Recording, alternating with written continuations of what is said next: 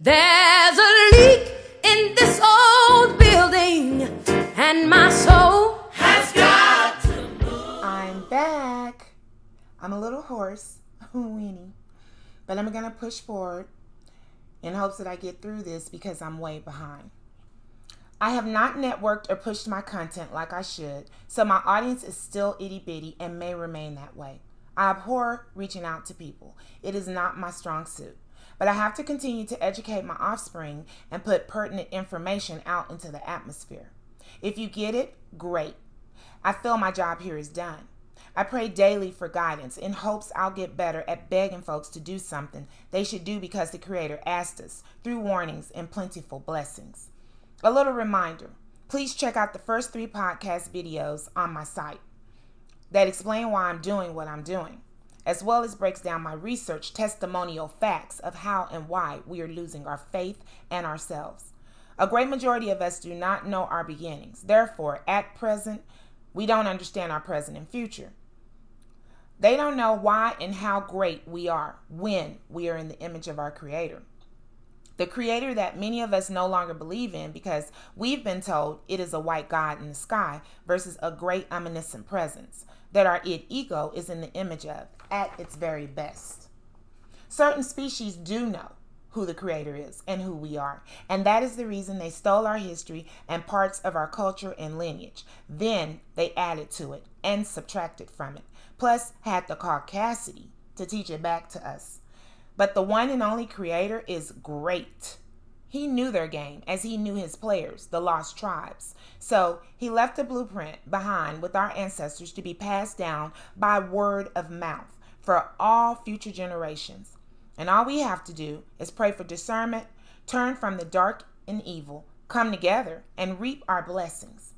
Anyways, I will be picking back up on this 4th pod with more information from our past, which is the beginning of our ancestral lineage. Then I'll continue through our present, which is the middle of our lineage. And of course, I'll delve into our ending, which is my last pod of this 3-part series, and contains info regarding the future. Bittersweetly, the end of the personal journey for some of our lineage, but also the beginning of our journey for the lineage we will leave on the earth. Our precious offspring.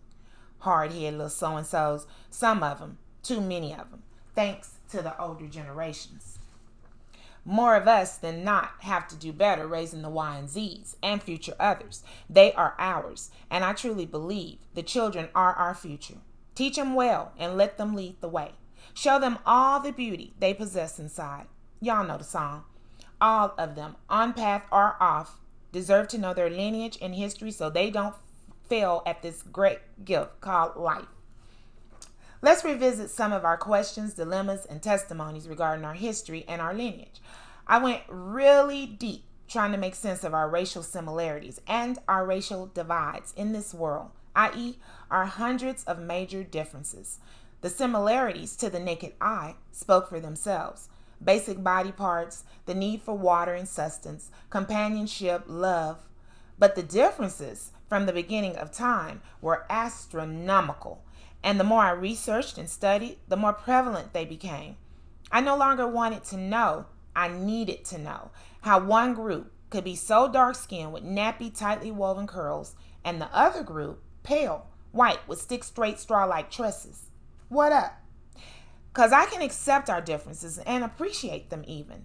But if they continuously cause us to divide and one side to war with the other side, I have to go deeper. I need to know why. I found a few hundred reasons, and I've shared them in the past and will continue to share the updated reasons in the present and future pods and books. I am in the midst of trying to make sense of my latest revelation on my journey. There is an ongoing spiritual war between evil versus greatness, and the chosen children versus the exiled ones. There is no doubt about it. I also have to deal with the confusion that when the exiled group and the chosen children have ever illogically came together and procreated, they blindly made and continue to make all types of shades of dark brown to light beige children with tight to lightly curled hair, who usually turn their backs on their chosen black-brown fam and war and help push the OWO, NWO pagan satanic agenda for their pale leprous clan. Then, depending on the shades of those mixtures, who also procreate, the mixed cycle continues, as does the spiritual war. And if we've allegedly been here for thousands of years, that's a lot of time to create different shades of skin, eye colors, hair texture, body build, mindsets, etc., that eventually follow the OWO, NWO agenda. I have some little exhibits here that are going to talk about the black race versus the pagan race. So this is from my first podcast. It shows that we are the originals. And then we have a gathering of the tribes. African people can be traced back over 400,000 years. The story of Adam is only 7,000 years old. Think. Little contribution from this guy who knows that sin wasn't always in our DNA or our lineage. Beliefs can't change facts. However, facts can change your beliefs. And those are different tribes over different time frames. This article is about how our dark skin came about. The evolution of dark skin. And I'll be putting all of these on my website, as I always do. This is an original dark-skinned child. No pagan blood. This is an original dark-skinned child who just wiped the floor with the opposite race. On this one, I have original Australians, original Asians, original people of Latin descent, original Filipinos, original Indians, and original people of India. And all of them are dark-skinned blacks / browns. On the opposite side, I have Madagascans, Cambodians, Malaysians, Iranians, Indians, Egyptians, Mexicans, Cubans, Brazilians, Australians, Sudanese, Indonesians, Thailanders, Philippines, Ecuadorians, and Hondurans.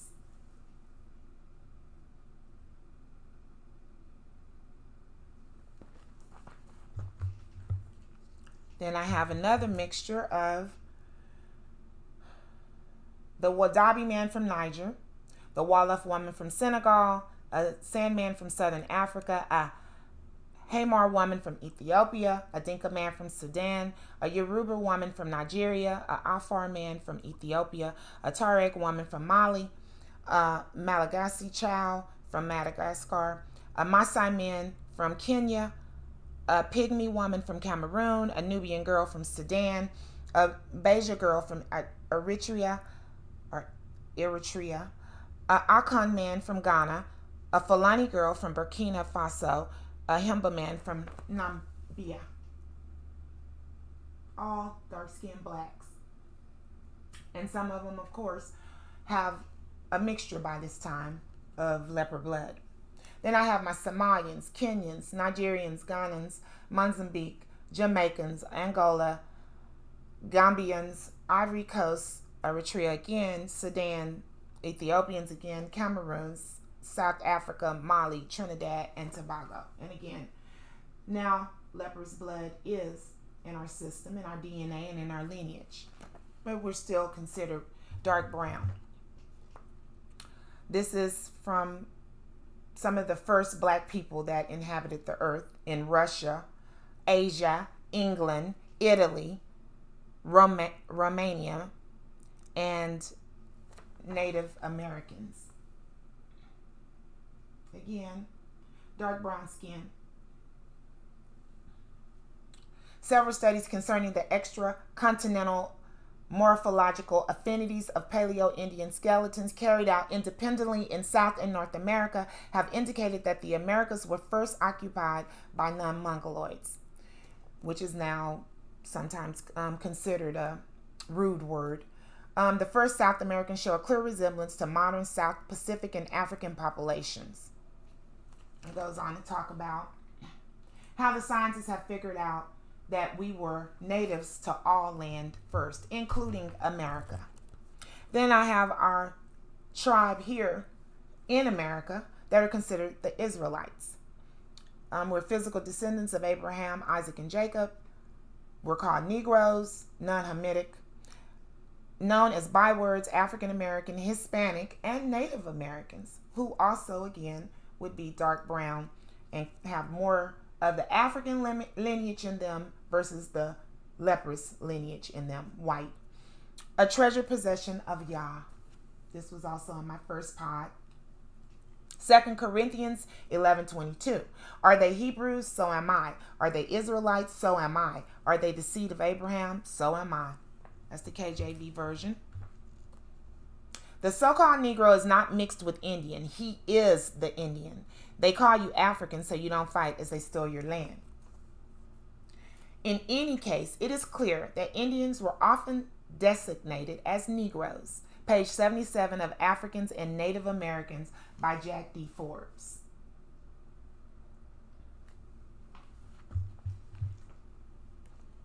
The Aboriginal American oldest fossils are dated 60,000, dark skin. The Siberian native migrated to the Americas in 12,000 years ago. They made the Native Americans, which are now considered offspring. The brown, straight-haired Native Americans. We're also Native Americans. Did you know Juneteenth is an American Indian holiday? On June 19, 1865, General Granger announced the end of slavery at Galveston, Texas, a date referred to as Juneteenth. Galveston was not just a random or haphazard place picked to announce the emancipation of slaves in Texas. It was an Indian empire where the enslaved Karankawa Indians were reclassified as Africans and blacks.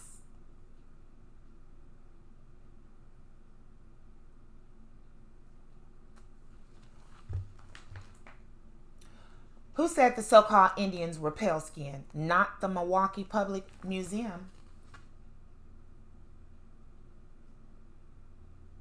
These are all our different tribes. Extraordinary Penny Exhibition, the Aztecs, a newly discovered tribe of human beings.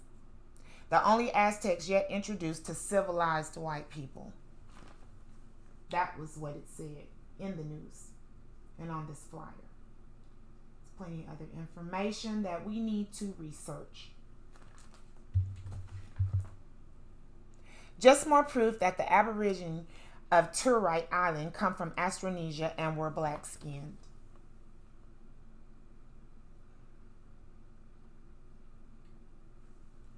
And then, of course, I have the maps that show Gondwanaland separating from the other continents, but how we were together. Africa, South America, India, Australia, Antarctica, and some parts of Europe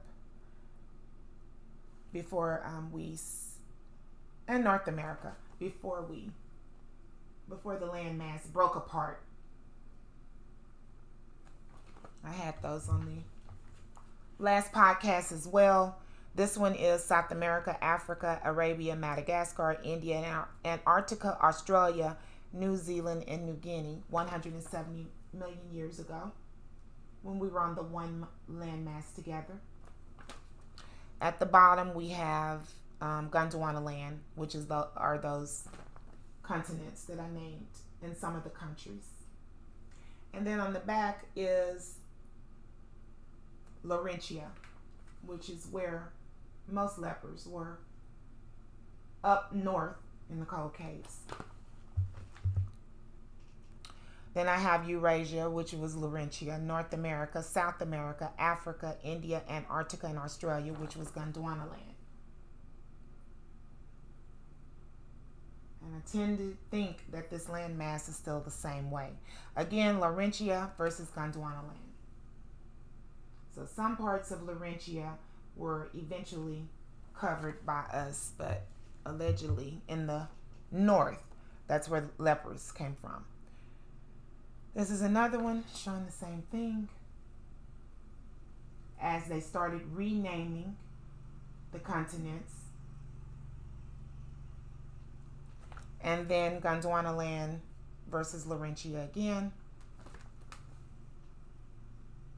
I take as many different maps and data as I can to show our differences and how I came to my conclusions. This is basically showing the 7 continents and the divide of how Africans, Asians / Indians, Australians, a little bit of Antarctica, lower parts of Europe, North America and South America, that's where our people migrated as they became lighter, as we procreated with lepers. So I have, starting out, when we started migrating out of Africa / Middle East now, it's called Middle East now, but it was always Africa, which was always Gondwanaland, which was always the motherland. As we migrated out, we went to Asia, which was broken down into China, Japan, Korea, Southeast Asia, Indonesia, India, Central Asia, and Russia. We also found in Australia, and then we started going up north to Europe, over to South America and America, North America. But bottom line, natives were in those places first.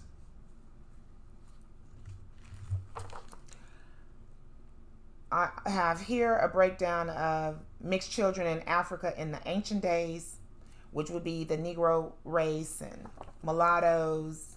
I'm going to show different things here. Asia's biracial children, any of our mixed children that have original blood versus leper blood. Sometimes you have more original blood, sometimes you have more leper's blood, which is called the marked bloodline, by the way, per scripture. So it just depends what you have in you, seems like as to how you act as well. I have the origin of the Negro race, and it just talks about the origins of the Negro race. I won't read it because I have to get through a whole lot of things, but I'll have all this information on my site. I have the mixed children in Australia, who were referred to as the stolen generations, as were some other children on different continents. They were stolen by the British government. Orphans of apartheid, children on the plantations, mixed race babies born during the First and Second World Wars. All of these are what we now are referred to as enslaved children. They were taken during war. They were sold, some of them by their family. I'm one of those children, by the way, as I say they. We in America, many of us, are mixed children. Even though I have tiny bit of white blood in me, it's still in me. Or marked blood or leper's blood, whatever you want to call it. I also have mixed children of South America, mestizos, in Latin America, Paraguay. Like I said, they're also called mulattoes, Melungeons. There's many names. I put some in my first book, God Forgive Us. Then we have mixed children in Europe during the wars. They were called brown babies. Children in Canada, mixed race, indigenous, later called Indians, and now Native Americans, and they've just taken our place. Nobody even thinks about the fact that you would have to be black and white in order to make these brown races. This talks about the American soldiers that left a lot of what we call bastards over in the different places, the different continents. Mixed race babies again in First and Second World Wars, brown babies. Mulattoes, I pulled this from Google off Wikipedia. And we have African diaspora, where we had many mixed children, Afro-Brazilians, Afro-Colombians, Afro-Latin Americans, Afro-Mexicans, Afro-Argentines, Caffres, Khazars, Costas, Colas, Coloreds, free people of color, Melungeons, multiracial, Rhineland bastards, and tragic mulattoes. That's all named by lepers. And then the mestizos, the Zambos, and the Creoles. All mixed children. This guy, Max Weber, he did a study on brown babies in post-war Europe, the Italian case. You know, those are also considered mixed babies. They just have more leper blood, and they decided to be called white. Italians, Spaniards, French. And then I'm coming to Antarctica in the ancient days. Antarctica was allegedly discovered 1,100 years ago, which I don't believe. It's been there. It was discovered by white people 1,100 years ago. Scientists unearthed traces of ancient rainforests in Antarctica. They talk about the mysterious hole that I'm going to talk about on here. And also images for children in Antarctica in the ancient days. The lost ancient humans of Antarctica. Ancient bones that belonged to children who were extinct. They say that our ancestors may have made it more than once. Eskimo kisses from Antarctica.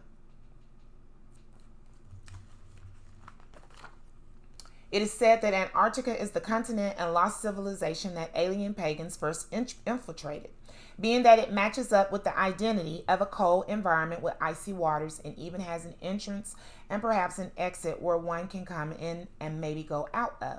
They kicked the original inhabitants out for the most part and will only allow their so-called scientists to visit the land, their usual MO. There is a lot of information, some by their own scientists, which alleges in the early 1900s an odd supernatural hole appeared in the firmament but closed back up. Every time the scientists dug deep enough to try and exit it, it would open and then close back up. The information regarding the firmament is detailed and matches up with scripture. I won't get into it in this pod, but I will be adding it to my encyclopedias and future info. Please research it for yourself. It definitely pulls our history together and includes the warnings from our Creator about who we are versus who they are, and why they allegedly spend so much money through NASA and the military trying to get back to their home. E.T. phone home. I get it now. So this is more information about the prehistory of Antarctica, the animal fossils, the beginning of it, animals that arrived in Antarctica, the dawn of Antarctic dinosaurs, what's hidden beneath the ice of Antarctica. The early humans slept around with more than just Neanderthals, is what they're saying. And they reference Antarctica, Europe, and Asia, because those are the first places, allegedly, that lepers and original children procreated and made the first lightest mixed children. 430,000 years ago, a meteor exploded over Antarctica, leaving clues in the debris. Traces of ancient rainforests in Antarctica point to a warmer prehistoric world. These are all articles, including the one I just read. Let me pull that one back up. And these normally are thick with information. So I do a lot of researching, a lot of reading before I put this information together. The warmest period in the past 140 million years in Antarctica. And then lastly, it shows the South Pole region, the timeline, and the different continents around it, and how it's covered in dense vegetation. And how they're studying it, how they're always in Antarctica, the South Pole, the North Pole, studying, according to them, researching. But I feel like they're trying to get back home. Who was the first black ruler in the Americas? I pulled that information up because I want to show again that the tribes started on the land, the original tribes on every landmass, except maybe the cold caves, which allegedly, per one story, we were exiled to when certain tribes went against God. And then this is 10 pieces of evidence that prove black people sailed to the Americas long before Columbus, which we all know now. American narcotics discovered in Egyptian mummies. So all the information I'm about to show, again, is original children versus marked pagan lepers. And it's showing how we came together eventually. But I'm going to show our differences first. Our similarities first, and then our differences. Egyptian artifacts in North America and the ancient pyramids. We all know about all of that now. They still do not let us know that it was the original children versus the lepers coming together, planning the occult that caused the Egyptian way of life to take a dive. Ancient African skeletons discovered the New World, a clear link in religion. Again, they were playing in the dark, so this is not like of God. This is the same pagan occult that we are taught nowadays that we're playing in, and we mesh together with God's word, which I'm going to talk about more in these podcasts. The accounts of other European explorers. Africans were master shipbuilders, which is how we were used to sail over into different places that our ancestors were and cause a bunch of havoc. Gigantic stone heads in central Mexico, and the long history of trade by sea. This just admits that we started coming together with marked bloodlines and playing in the dark, and eventually we paid for it through war, through our children being killed, cursed, our land being stolen, our material possessions being taken. This just shows the true size of Africa compared to Russia, the US, China, Brazil, Europe, and India. I was just showing at that time that Gondwanaland, the motherland, that was the original place that we all started, allegedly, and then migrated out to different lands. Basically, just Africa being the place that most people want to delve into and destroy. It's always a scramble for Africa. This shows who the first black rulers were in Australia, the first black rulers in Asia. This is the first black kings in England. The descendants of the Moors, also affiliated with England and Africa, of course, because that's where the Moors allegedly came from. First black kings of England again, Charles II. When Scotland was black. I have all this information. Basically, like I said, some of these are thick with information. I just show on the podcast what I've been working on because I want people to know I've really researched this information. I'm not just pulling together information, pulling out my elbows and making stuff up. I've researched this information for 30 plus years, and I read a lot and I pull a lot of information. I put it together with all different cultures before I come to these conclusions. This also talks about when Scotland was Jewish, which Jewish is, it has ISH for a reason. It means Yakanda, a Jew. Tribe of Judah was black. Then we had our lepers come in and mix with us and take over that religion. So when the light-skinned pagans are calling the dark-skinned pagans swarthy Jews, it is because they have the dark bloodline, the black bloodline, the chosen bloodline inside of them. And then again, when Scotland was Jewish.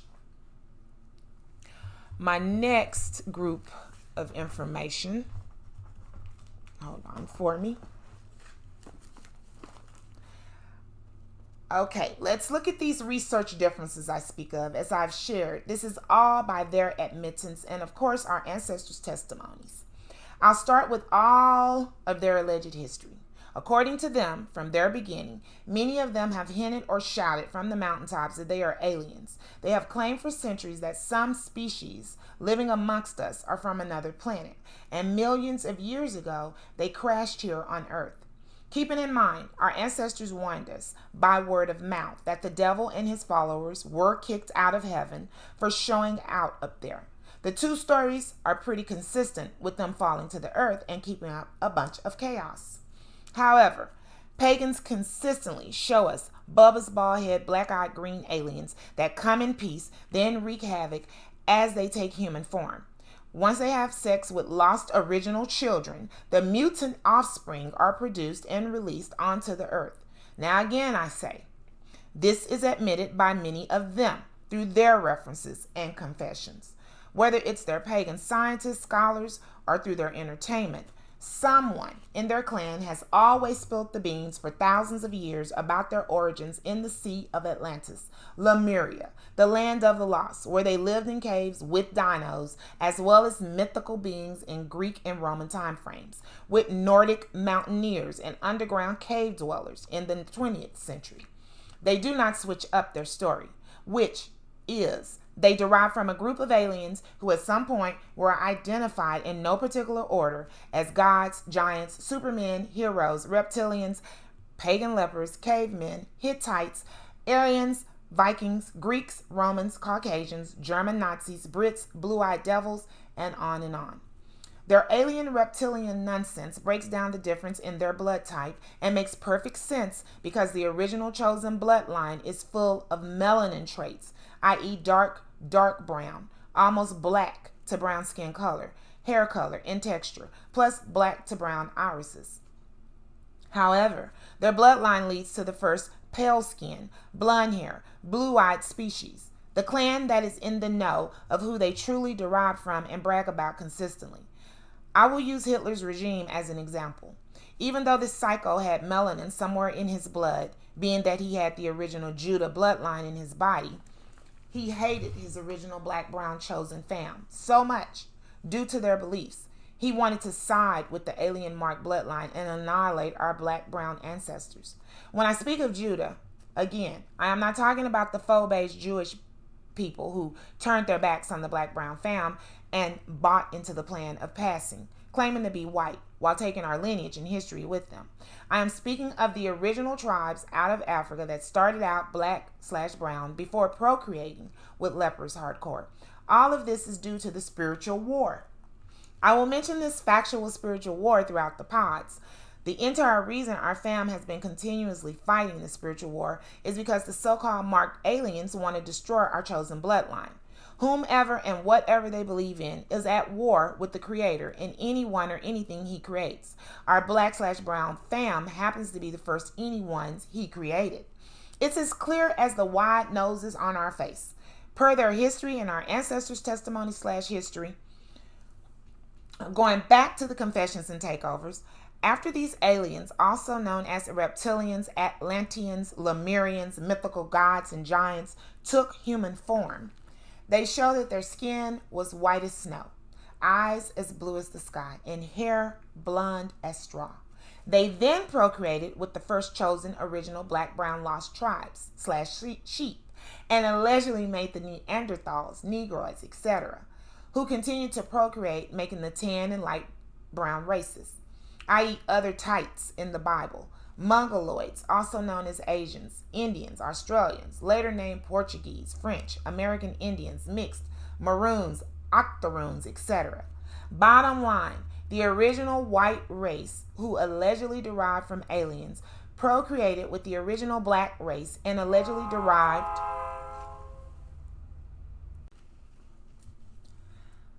Bottom line, the original white race, who allegedly derived from aliens, procreated with the original black race, who allegedly derived from the Creator, and they made all of the mixed beige, tan, and brown children derived from both.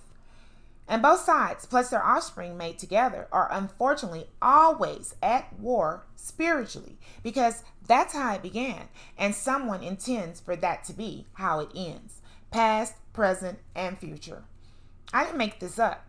I researched and studied, and I have the receipts consisting of references, articles, movies, TV shows, music, and our ancestors' verbal testimonies. I have a bit of evidence and a few articles to summarize this info, and plenty more throughout this pod. Let's get it started. Okay, so they continue to admit and share who they think they derive from. It started with these pink or gray to blue skin cuties.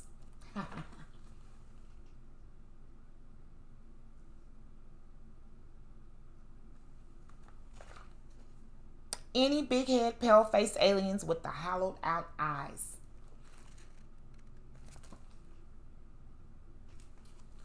But then they took on human form thanks to our hard-haired ancestors procreating with them. And we get a variety of blonde hair, blue-eyed, red hair, green-eyed, and light to dark brown hair and eye colors. I took that from Aquaman. Because they think they're Aquaman, not because I didn't have any other thing to pull from. That's the information they leave on the earth for us. It's an alien, by which I mean it's not from the planet. Highly intelligent, highly resourceful, and reflexes you wouldn't believe. This is just a person who wrote a whole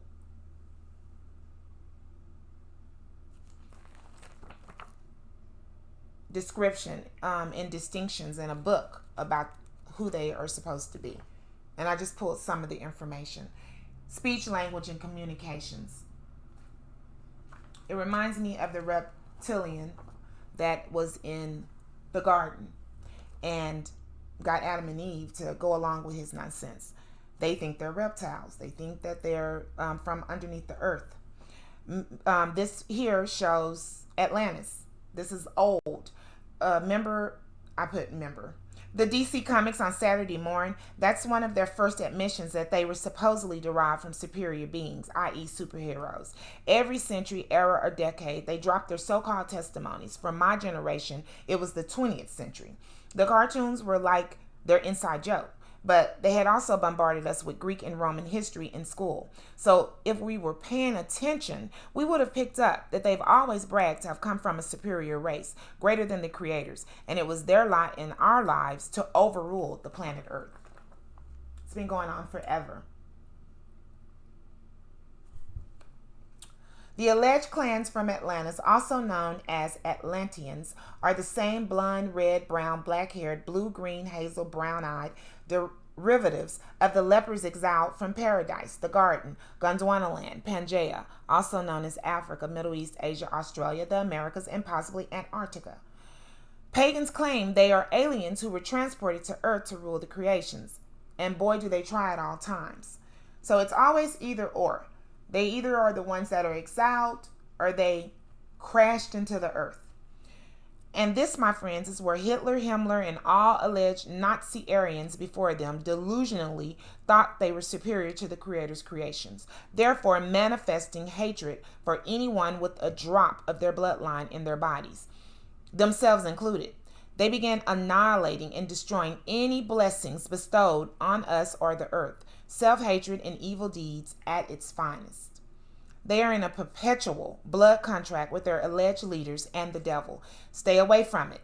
You don't have to fall into the delusion with them. You were placed in the space to thrive, be healthy and happy, and pass those blessings on to your next beautiful generations. It's a hoot. I enjoy myself immensely when I don't have to spend days on end trying to warn my family of this BS. Thanks, Obama. I got that from racists. And I sarcastically thank all racists and sellouts and losers. And that's back during Nazi time when they started letting one another know you either are blonde, blue-eyed, meaning that you are from the original bloodline, or you're brown, red, green, hazel-eyed, and you have to decide, you have to choose, you have to pick which side you're going to be on, because you have that little piece of brown blood in you. What's a Lemurian, and why do people believe they live in Mount Shasta? And this tells what the history of a Lemuria is. In 1864, zoologist Philip Slater published an article about classification of species called lemurs, in which he was puzzled by the presence of their fossils in Madagascar, India, Africa, and Middle East. He hypothesized that Madagascar and India had once been a part of a larger continent, which was the first theory leading to the discovery of ancient supercontinent Pangaea. And I would imagine that's when we first started mixing blood. That's why I pulled this. So I got that article, and then I have Pangaea and Gondwanaland together before they allegedly broke apart. And they broke apart because sin and abominations hit the earth and God divided us. That's what it said per scripture. So who brought those sins? Who brought those abominations on that landmass? This is about their beliefs, And then final thoughts about Lemuria. And I just don't have time to read all of it. There's also information about these black-eyed children who are also allegedly aliens, and the star people who are aliens that come from the marked bloodline. These are never people who come from the chosen bloodline. Though allegedly we can procreate together and still have half alien, half original children. Does Rh negative blood equal alien heritage? This is an article talking about that blood type. And there's the little alien they always show us. It never changes. There's something to that. This is more about the article. I don't have time to read it, unfortunately. This shows the Basque region of Spain and France and Barcelona. And they talk about the oldest surviving language being from Europe, or in Europe, just over 2 million population. And that's just, again, us mixing blood with the marked bloodline, original children, and then these end up being our mixed children together. The adoration of extraterrestrials, that's them sharing their bloodline and their information about their lineage. This has all types of information about the Rh negative factor as well. It's still part of that series, that part of that information. This says A, Rh positive is 36%, B, Rh positive is 9%, AB Rh positive is 3%, O, Rh negative is 7%, A, Rh negative is 6%, B, Rh negative is 1%, and AB Rh negative is 1%. And then they have the alien as usual. And they talk about, I'm going to mess this up for sure, Quetzalcoatl, which is also mixed blood. It's just mixed blood children. They talk about the extra vertebrae in their tailbone, which I've often pointed out. Look at that tailbone. Lower than normal body temperature, the lower than normal blood pressure, higher mental analytical abilities because they love to brag, higher negative ion shielding, high sensitivity to EM and ELF fields, hypervision, and other things such as magic. And then they talk about Europe's mystery people, which is the same difference. They go deeper.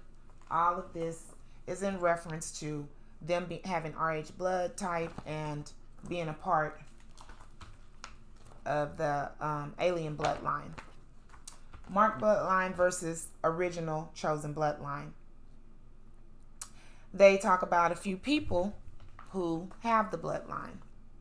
Former U.S. presidents Eisenhower, John F. Kennedy, Richard Nixon, Bill Clinton, and George Bush. And I always talk about them playing both sides. We have Republicans and Democrats there. Then they talk about the Pharaoh Ramses, the Shroud of Turin, Prince Charles, and Queen Elizabeth also having it. Authors, Zachariah Stitchin, Brad Steiger, Eric Von Daniken, and Robert Anton Wilson. Celebrities, Mick Jagger, Fox Mulder. That's funny. He's from the X-Files. Marilyn Monroe, Dan Aykroyd. High-profile murders, O.J. Simpson, Ron Goldman, and Lacey Peterson. And then he talked more about it as far as the dragon tail is concerned, and more traits that are found. Predominance of green or hazel eyes that change color, also blue eyes. Reddish hair, brown, and low pulse rate.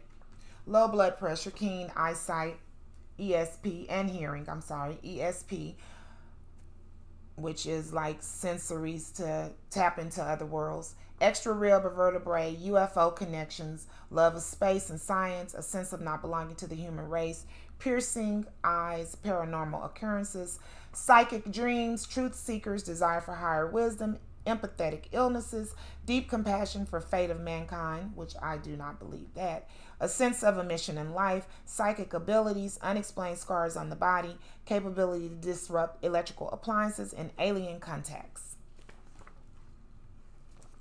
Then I pulled articles, as I always do, through Google. I like to pull the articles and then I go into each one of these sites and study. Aliens in ancient BCs. And I have, for this one, I'm just going to use this one as an example. 7 ancient sites, Sumerian tablets, ancient astronauts, unidentified flying objects, 6 UFO sightings, watch ancient alien season 1, ancient aliens, high beliefs in extraterrestrials and intelligent designs are, and it tapers off, so I don't know what that was going to be. Greek and Roman aliens, aliens and UFOs, and alien agendas. I just go into all of those and I study and I put all this information together so I can start seeing the commonalities and syncs that I always talk about. What happened when humans met an alien intelligence? Sex happened. That's what this entire article is about. Killing them with kindness. Love the one you're with is still part of that. The Times of India, 10,000-year-old rock paintings depicting aliens and UFOs found in Chhattisgarh. So it probably has nothing to do with us. There's the cave with the aliens showing, and more UFOs and aliens. They broke that down for them. The U.S. government says UFOs are real, and so do I. That's what Jim Sullivan is saying. An article about them thinking they're aliens, and they came here in UFOs. And we see that all the time. We don't have to act like I'm making it up. This talks about the caves that they lived in and how they went underground once they were here. And it even mentions the Denisovans. Might even be Denisovans. This lists the countries and governments who claim to know of aliens.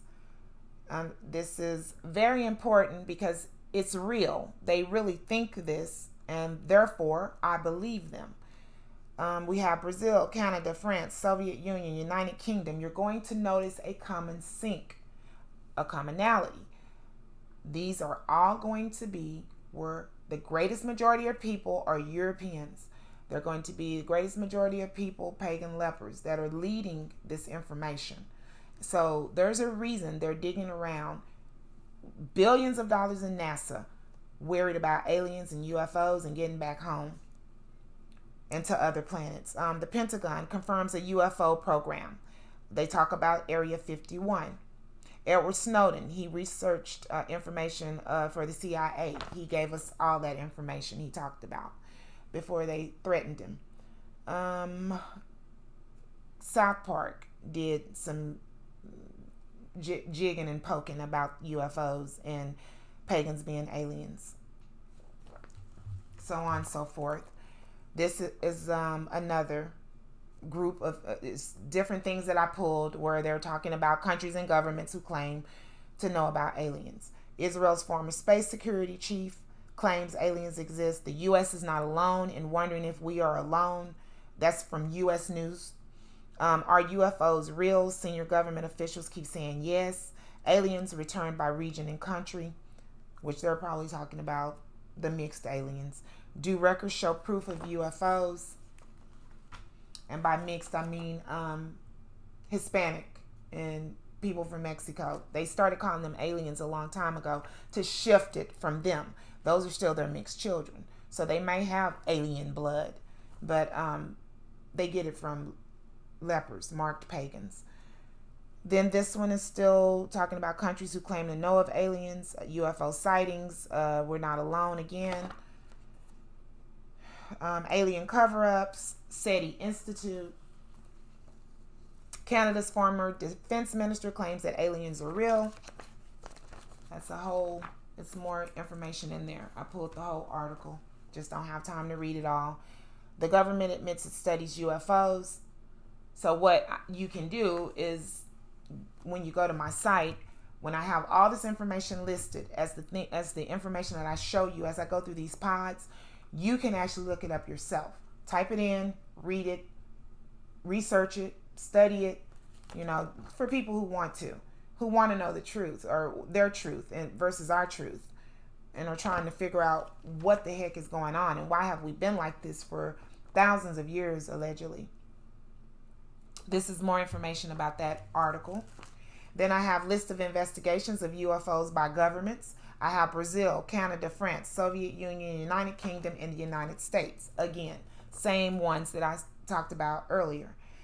They've done advanced aerospace, threat identification programs, Roswell UFO incidents, Brookings Report, Condon Committee, estimate of the situations, Project Blue Book, Project Grudge, Project Serpo, Project Sign, Project Silverbug, Robertson Panel, and Unidentified Aerial Phenomena Task Force. You can look all of that up and it'll show you how they are spending billions of tax dollars to try and figure out something about these aliens. I wonder what it is. Investigations of reports talks about more information about the Project Blue Books and different government projects. USAF, which has everything to do with UFOs. These are release of documents in 1978, which them studying UFOs and aliens, it goes back to the BCs, but they started noting the information in the ADs. So you can go back pretty far and read about it. Bizarre aliens exist, have secret agreement with U.S. government, claims Israel's former space security chief. Donald Trump stopped short of revealing their existence because the Galactic Federation insisted humanity is not ready yet. Haim Eshad is believed to have said in an interview to a newspaper. And here are those little aliens I talked about, bald head, Bubba's heads with the dark eyes. Same old, same old. This says, want to see something weird? Nordics are a species of alien that look almost human with blonde hair and blue eyes and are typically anywhere from 6 to 7 feet tall, mostly described as male.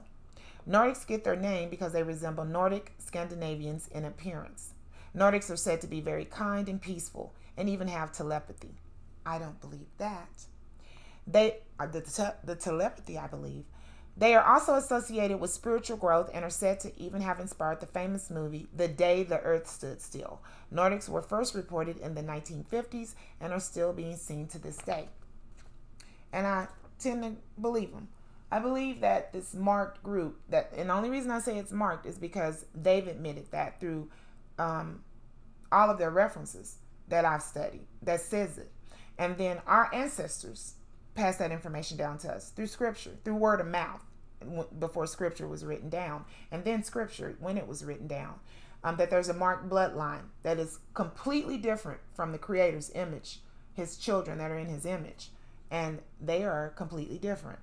The Greys are a species of aliens said to live on the planet beyond Earth. The Greys are small aliens said to be around 3 feet tall with bulbous heads and large almond-shaped eyes. And they go on to talk about that.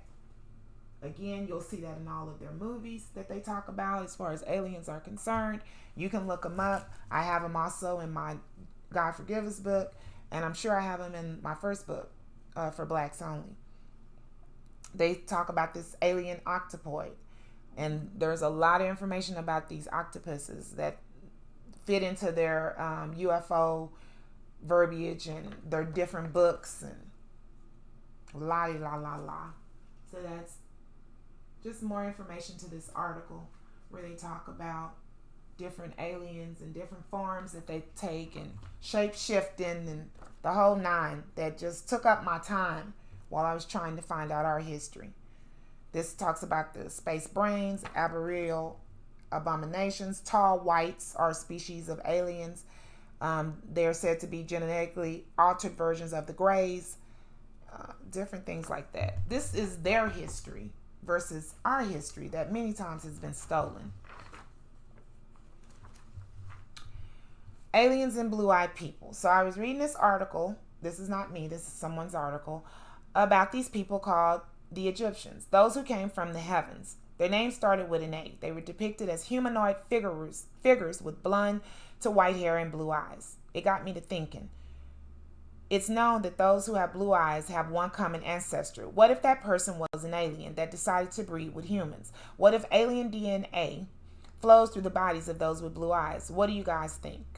And different people told what they think, and I will tell you what I think. I think they're on to something because I pulled all of this information, and all of the information that I pulled before this information, have to have hundreds and thousands of papers now. And they admit it. They say that, not us, more so than them. Later, our ancestors also said it as well. But I'm talking about through references. They said they wrote it. They wrote about it first. And so, yeah, that's those people and more people agreeing with what these people are saying. This was funny to me. I found it, so I printed it off because it fits in with this. Y'all ain't ready to have this discussion. And it's the alien with the bulbous head, and then the monkey that Darwin and his group claimed humans come from, and then their little bitty baby down there that does not look anything like our little bitty babies from the original creation. Were the ancient Greeks pale skinned with blonde hair and blue eyes? Yes, the original Indo-European race of blonde-haired Germanic type started around the Black Sea. They then migrated south into Greece and Iran and India, where they obviously procreated with us. The darkness of the modern Greek person is from wars from Turkey and also wars with the Huns and the Muslims. And everybody else gave their opinion from this group that I pulled.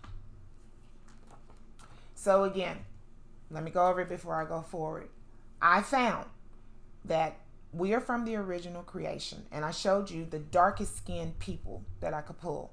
There's many of these people. The tribes are still over in Africa.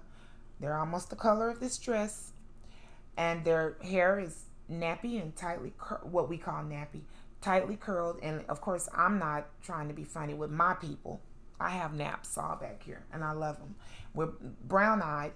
Those group of people, some of them migrated from God, or were exiled from God's creation, out of the garden, out of Gondwana land, out of the motherland, because they were going against what we were taught. And the question, of course, was, why? What were they doing? And when I researched it, they were following behind a group of people who do the opposite of what God asked us to do, which is having sex out of wedlock, being gay, lying, stealing, being disrespectful to our elders, those 10 commandments. They follow behind that train of thought. And those people or species or aliens or whatever they are that taught them to do that, they were in an ongoing spiritual war with our Creator.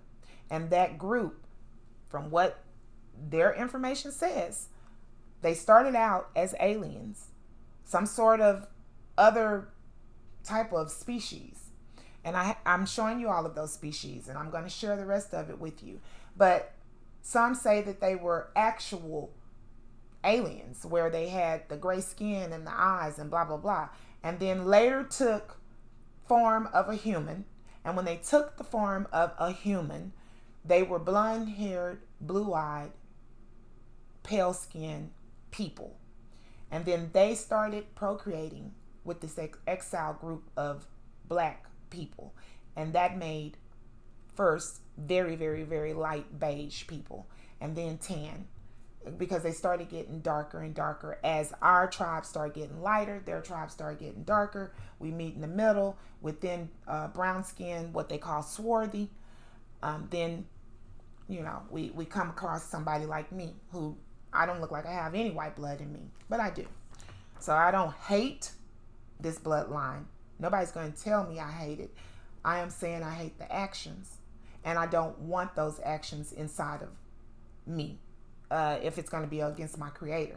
So it's my job to let my family know that, and you guys can do whatever you want to with the information.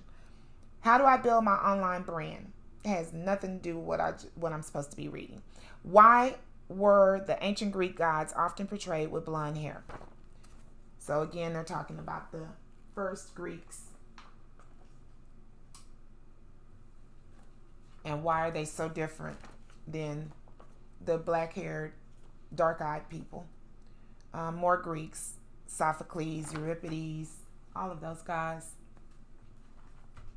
Which was, not early BCs that I'm going to get to. Later BCs and early ADs is where these people came in. Were Roman emperors blonde? Somebody did an entire article on it. I pulled it.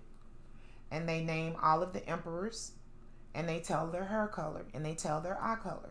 And I have Augustus, Tiberius, Caligula, Claudius, Nero, Galba, Otho, Vitellius, Vespasian, Titus, Domitian, Nerva, Trajan, Hadrian, Antonius, Marcus Aurelius, Lucius Verus, and Commodus, all golden blonde hair. Their eye colors vary, but they all were gray-eyed to blue-eyed. Looks like 2 were wine color. I don't know what that is, but that's them proving again that the Greeks were mostly, these particular Greeks, were mostly blonde hair, blue-eyed, that then came and procreated. And if you want to say these people were Greek, you can say that, but they were dark-skinned Greeks, and they procreated and made lighter-skinned Greeks. And this talks some more about the breakdown of their blue eyes and blonde hair. Lucius Verus, Hadrian, these are all different ones as well. The chronicles of Greeks and Romans. And this says, conclusion. The purpose of this page was never to state that there were not blonde-haired people in the ancient Rome or as the head of empire. This is not the case. There clearly were Roman emperors and also Greeks that were blonde-haired, blue-eyed. Then I pulled blue eyes and mutation because I wanted everyone to understand that it's a genetic mutation. It's not something that is of the creator. It's not of our bloodline. New research shows that people with blue eyes have a single common ancestor. Scientists have tracked down a genetic mutation which took place 6,000 to 10,000 years ago and is the cause of their eye color and I would imagine their blonde hair as well. But this started with the eye color. All blue eyes descend from a single common ancestor. And again, this is how I research this information. I go in, I put in the subject. This one here has 15,300,000 results. And I pull some of the results. And I decide how many I'm going to pull. Sometimes I pull 5, sometimes I pull 30. But I research for days, weeks, months, years. That's how I get all this information. All blue eyes descend from a single common ancestor from 6,000 to 10,000 years ago. One big happy family. All people with blue eyes share that single common ancestor. Although blue is the second most common eye color worldwide, it is still relatively uncommon, only seen in 8 to 10% of people. So I don't know how it's the second most common. But that percentage becomes all the more impressive in light of new research. All blue eyes today can be traced back to that single common ancestor that spontaneously developed. Spontaneously. That means something happened. You know, we're always seeing these, something exploded. And that's why the earth is the way it is. Something entered the earth. Something, caused all of us to be a certain way. Well, we need to break down what that something is. But, they say that it spontaneously happened, and the mutation for the eye color, according to researchers, is spread across the globe. This just speaks more about it and how it's a mutation. Researchers locate genetic change that leads to baby blues, and it's not what they expected. They talk about the OCA2 gene. They talk about the HERC2 gene and the OCA gene. And they're just breaking it down. Basically, it all boils back down to pale leopard skin versus dark brown skin. Dark brown skin has none of this bloodline and lineage in them. The darkest brown skin. The pale, pagan, leper, blue-eyed, blonde-haired gene can be found in some of us that were kicked out of the garden. But you allegedly won't find it in our ancestors who never left the garden. This is more about the blue eyes, light skin advantage with bonus blue eyes. It goes on. People with blue eyes have a single common ancestor. Again, all of these articles are saying the same thing, which means that they've caught on to whatever they're going to feed us, and then they push it out. They push it out. Because when I first started this information, I couldn't find anything about them being here 6,000, 8,000, 10,000 years ago with blue eyes. I just started noticing this information, I don't know, about 6, 7 years ago. Maybe. And I started this 30 years ago. Baby blues, the melanin switch. So they say that once they received this bloodline, there was no melanin, which we already knew that. Blonde hair and mutation. So I pulled up the blonde hair. The single mutation was found in a long gene sequence called KIT ligand, the KIT ligand, KITLG, if you put it all together, if you abbreviate it. And is present in about 1/3 of Northern Europeans. People with these genes should have platinum blonde, dirty blonde, or even dark brown hair. And it just gives different sites about that blonde hair, blue eye mutation. Well, this particular one is blonde hair. I already did the blue eyes. This tells us more about how they discovered the blonde gene, how it originated during the last ice age, some 11,000 years ago. Do all blonde people have a common ancestor? And that ice age, I talk about it here. It reminds me of the deluge, the flood, because all the ice melted and all the water gushed out. And that I have that somewhere, I think in the garden information. Naturally blonde hair in Solomon Islanders, rooted in native gene study. So these are some of our darkest ancestors with blonde hair that they get from that blonde gene. You don't have to be a light-skinned black person to have that blood in you. This is a continuance of that. Subtle change in DNA protein levels determine blonde or brunette tresses. Subtle changes in DNA. Blonde hair originated during the last ice age, some 11,000 years ago. As I say, they just started sharing this information. So they have those two babies that are pagan, or I should say pale, and then the dark-skinned child with the blonde hair. They are pagan, but I was thinking of pale. Blonde hair evolved more than once. Golden locks of dark-skinned Melanesians have different genetic bases to those of Europeans. Yeah, those genetic bases are that they're dark-skinned with the original blood versus the pale-skinned blondes who have that marked blood in them. And this just is where they compare the genomes of 43 blondes with 42 dark-haired Solomon Islanders, so that they can figure out where their mutation hits. What's the difference? Why is there a difference? Which they already know, but they have to snow us as if they don't. This still talks about the mysterious dark-skinned blondes. Here's a lighter skinned blonde. Shows blonde hair color is just skin deep. And I just show all of these because it's going to show you all of the work that I put in. It's not like I stick these in these plastic covers and then just show them on my podcast. I read this. I study it. I put all this information together. It's a long process. So that you don't have to do as much. But you still need to research. Still need to pull it yourself. You're not going to believe me. Why would you?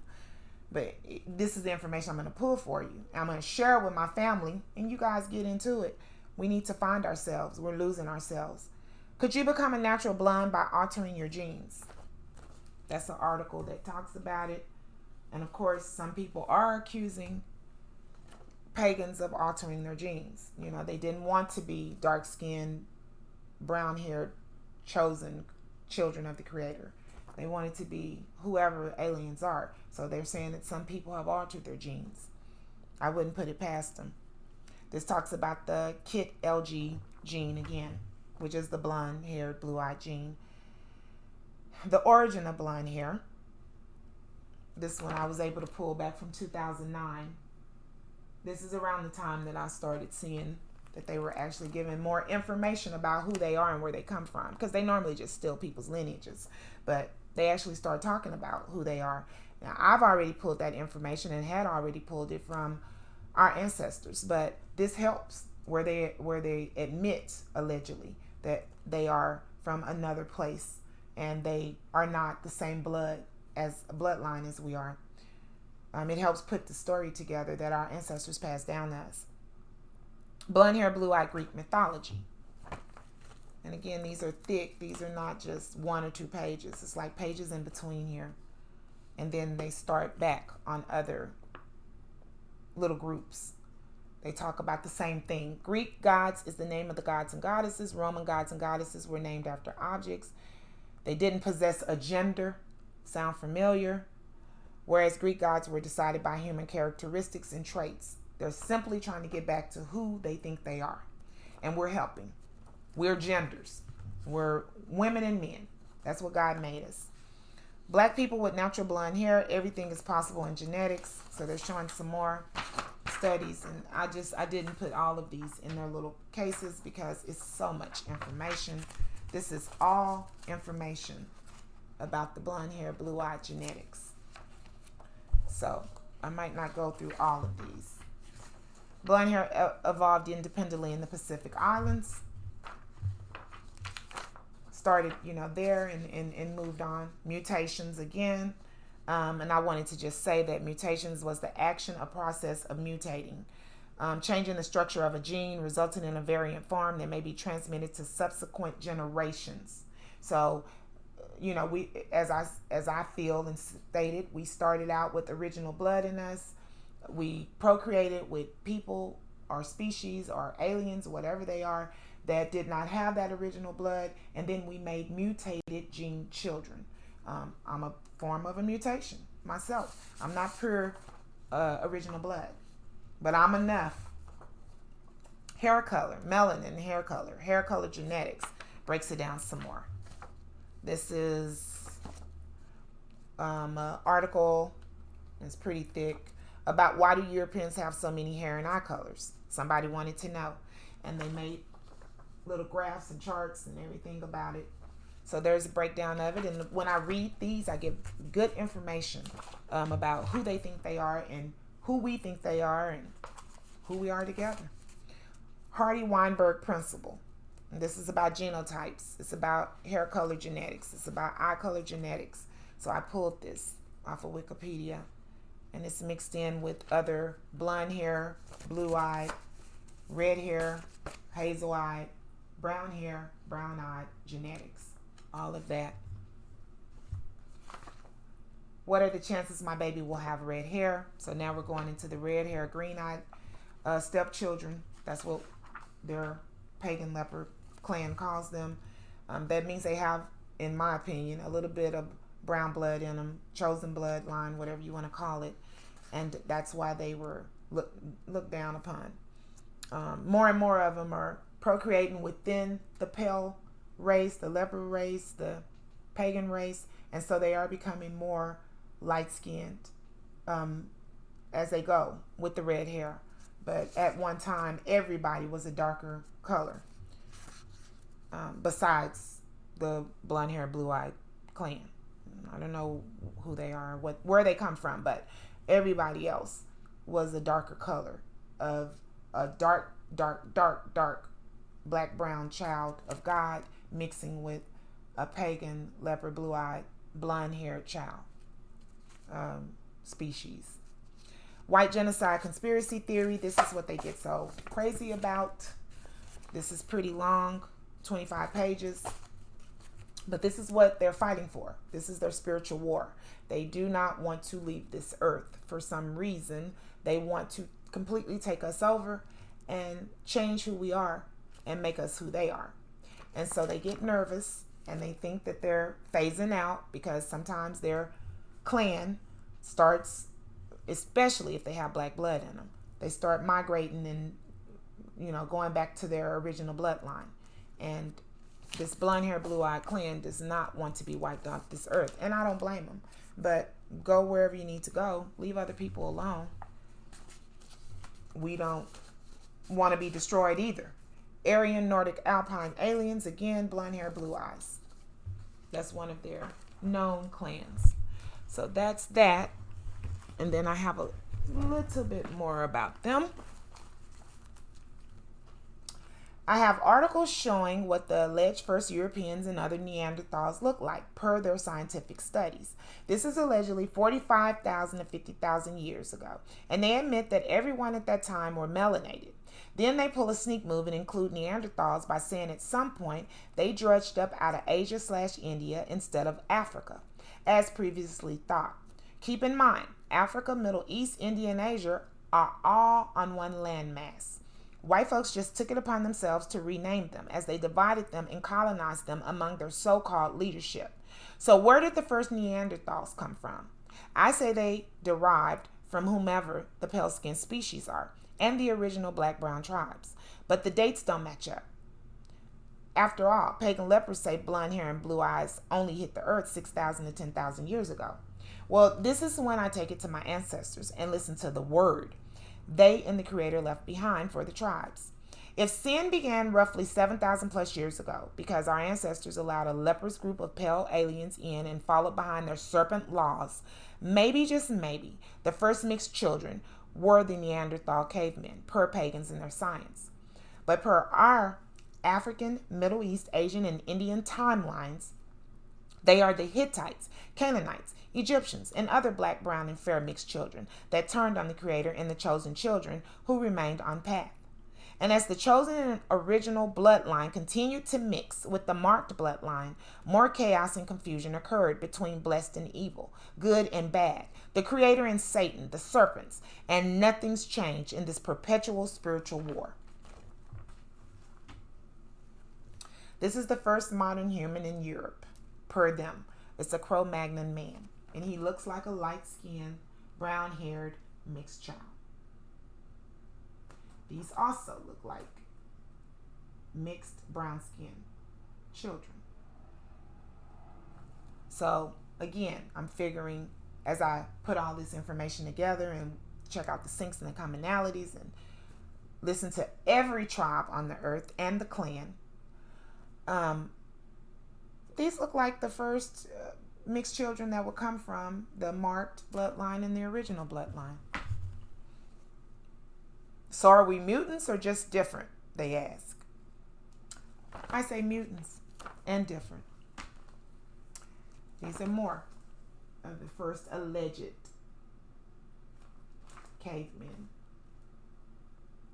also known as Neanderthals, and may also be known as the people that are in the biblical scriptures. These are a few more, and then there's even a marked, the little bald dude down there. Looks like he's just a marked clan person. These are the darker ones that they have started presenting to us. Darker skinned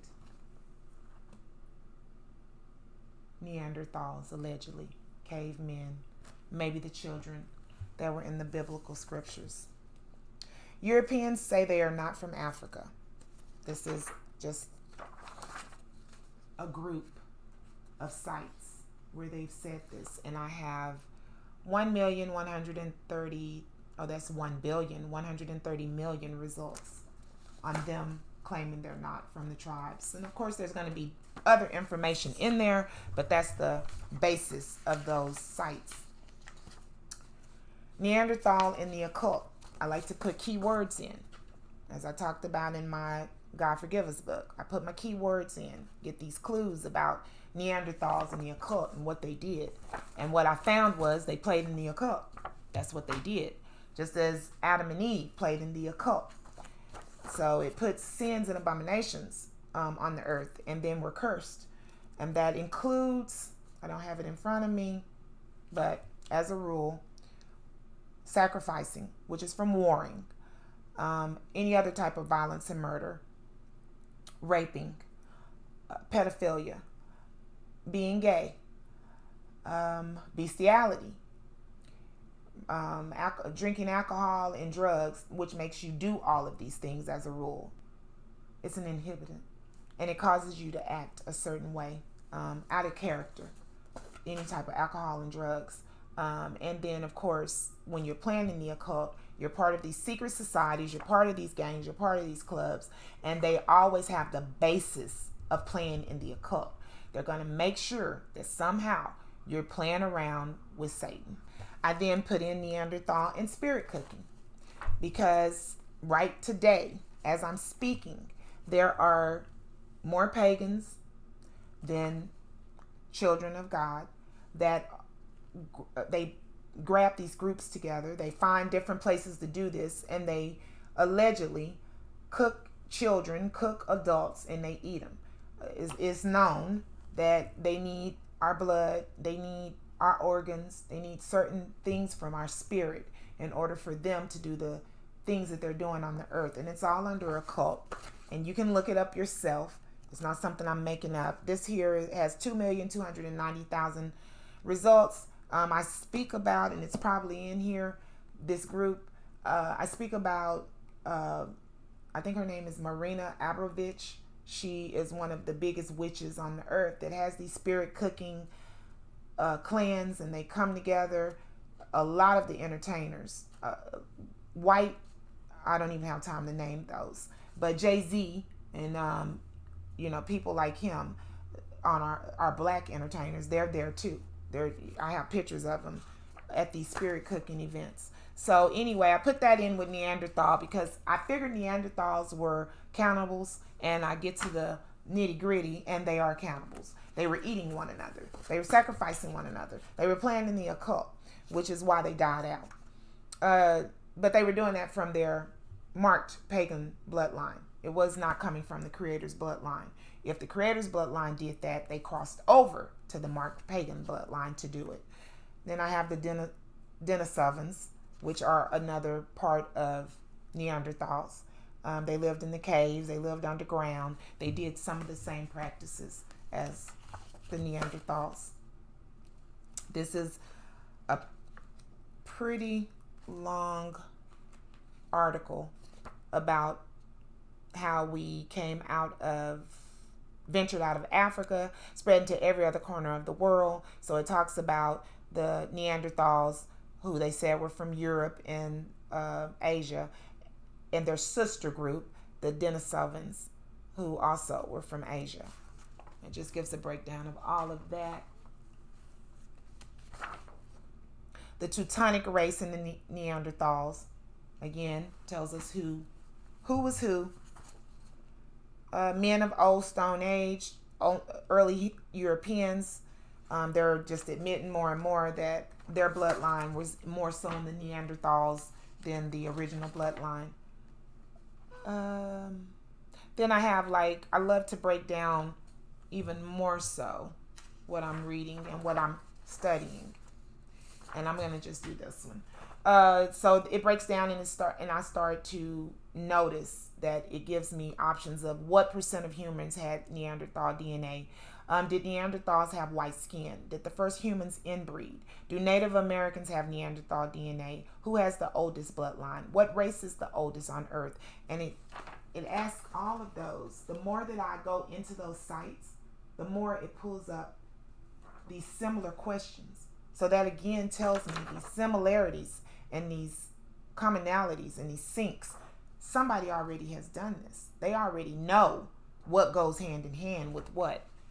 It just helps me to come to the conclusion as well, so that I know that what I feel and what I'm putting together isn't in vain. Natufians were black. So this is the oldest DNA from Africa. And it's the Natufian culture. And I did go in there and I studied them as well. And I do feel like, even though they are some of the original black, supposedly the first original black tribe, they too sold out, some of them, and there could be mixed Natufians. This here is the Natufians, original black Africans of Israel, Israelites. And it talks about them finding their skulls, their thigh bones, and going back and studying their culture. And all of this, again, will be on my site. This is the human journey. of us coming out of Africa and where we migrated and where we ended up. And it goes from Africa to South Asia, Southeast Asia, East Asia. Africa includes the Middle East, by the way. So let me do the years. We have 200,000 years ago, we started in Africa. Then they show that 70,000 years ago, we went to West Africa. 50,000 years ago, we went up a little bit further. 50,000 years ago, we went to Southeast Asia.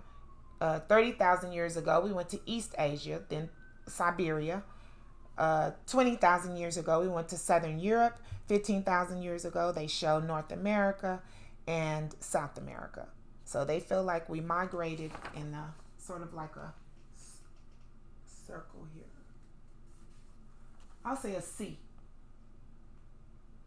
And I'm going to say that was mixed children. I feel like we were always in certain land masses, God's chosen. And this just talks about some of our recent human discoveries. This is from pagan scientists, where they talk about Neanderthals, European early and late life, African, North Africans, and the early Bantus and Khoisans. But it's always going to be Africa, European, which when I go back even further, that's the leper race. So African race or black brown race versus the leper race. That's what they're always pulling. That's what all this information ends up coming back to. More about the Natufian culture. I have a lot of information about them. I wanted to really study them. And I've studied them before. But this time around, I wanted to study even more so because I was finding out so much information about the original race versus the marked race that made the mixed race. So I wanted to get deep. This talks about the Great Diaspora and the spread of modern humans, and it gave really good information about our beginnings and the first societies.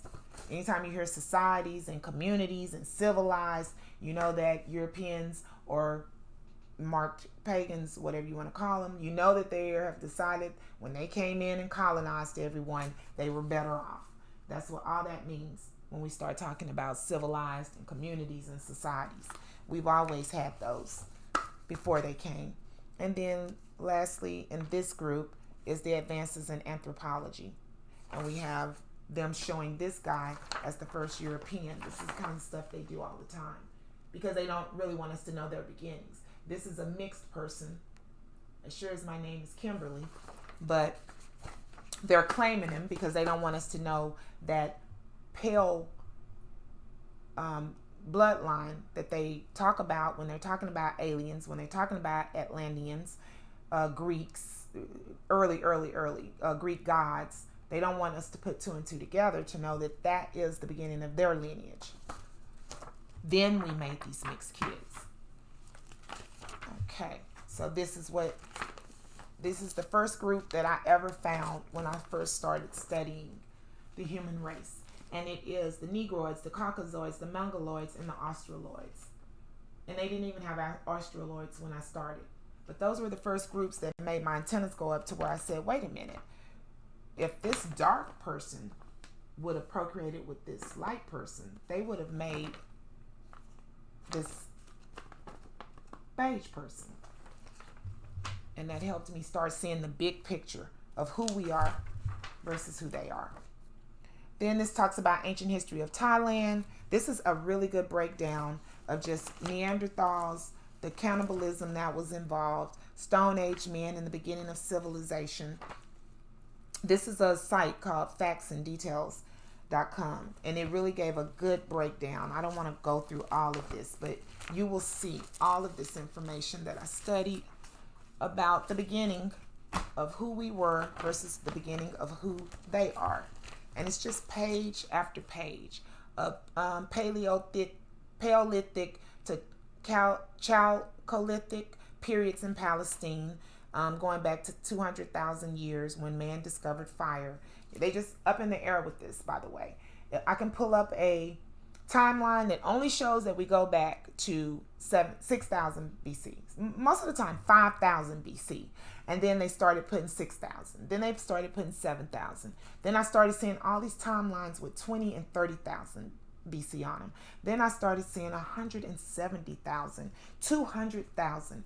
And the last one I saw was like 1.7 million years ago. As if anybody could really go back that far and figure that out besides God himself. But that's what they've started doing. They're jumping out all over the place so they can claim a lot of stuff. And we need to know our history so it won't matter to us what they do. So it goes from us as Africans being what they call the Neanderthals. And of course, pagans put themselves in it too, pagan lepers. They also say they're Neanderthals. But they say they came out of Africa. And if we're going to go with Africa, we know who started in Africa. We don't have to keep guessing that. Their scientists say that it was dark-skinned people. We're the only ones that can feel that sun on our skin. We're the only ones that can live with that sun on our skin and not die off from cancer. So we're allegedly starting there. And then somehow lepers came there, or they appeared. Then we start talking about the Asians, which is also what this site does. They start with Africans, and they go to Indo-Europeans, then they go to Asians.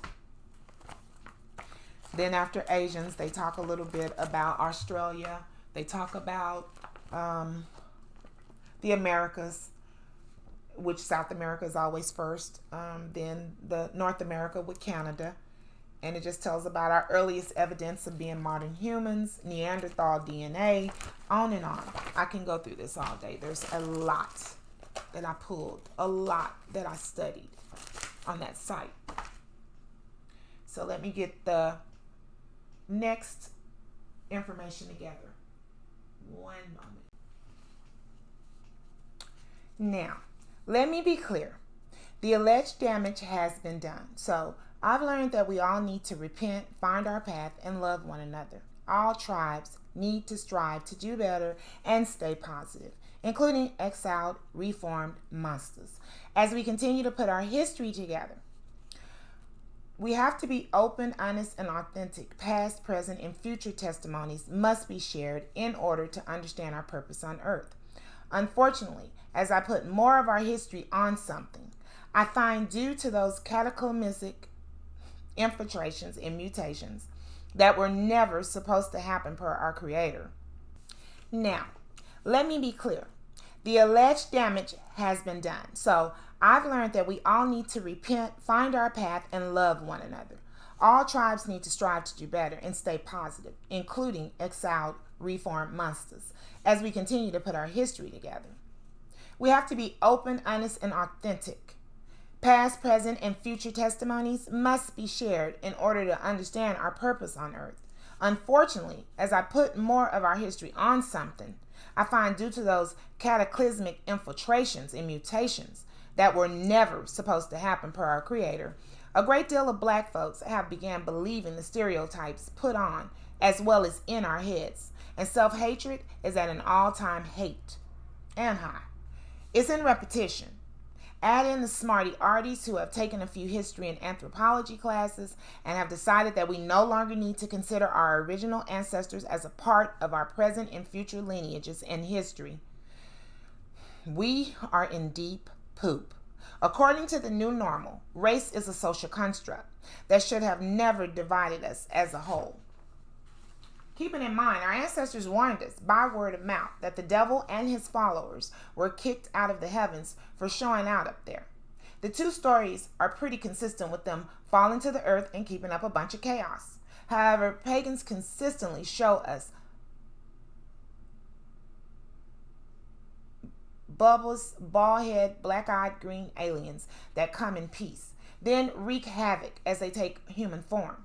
Once they have sex with lost original children, the mutant offspring are produced and released onto the earth. Now again, I say, this is admitted by many of them through the movies, TV shows, references, and confessions. Whether it's their pagan scientists, scholars, or through their entertainment, Someone in their clan has always spilled the beans for thousands of years about their origins in the Sea of Atlantis, Lemuria, the land of the lost, where they lived in caves with dinos, as well as mythical beings in Greek and Roman time frames with Nordic... No. What the frick?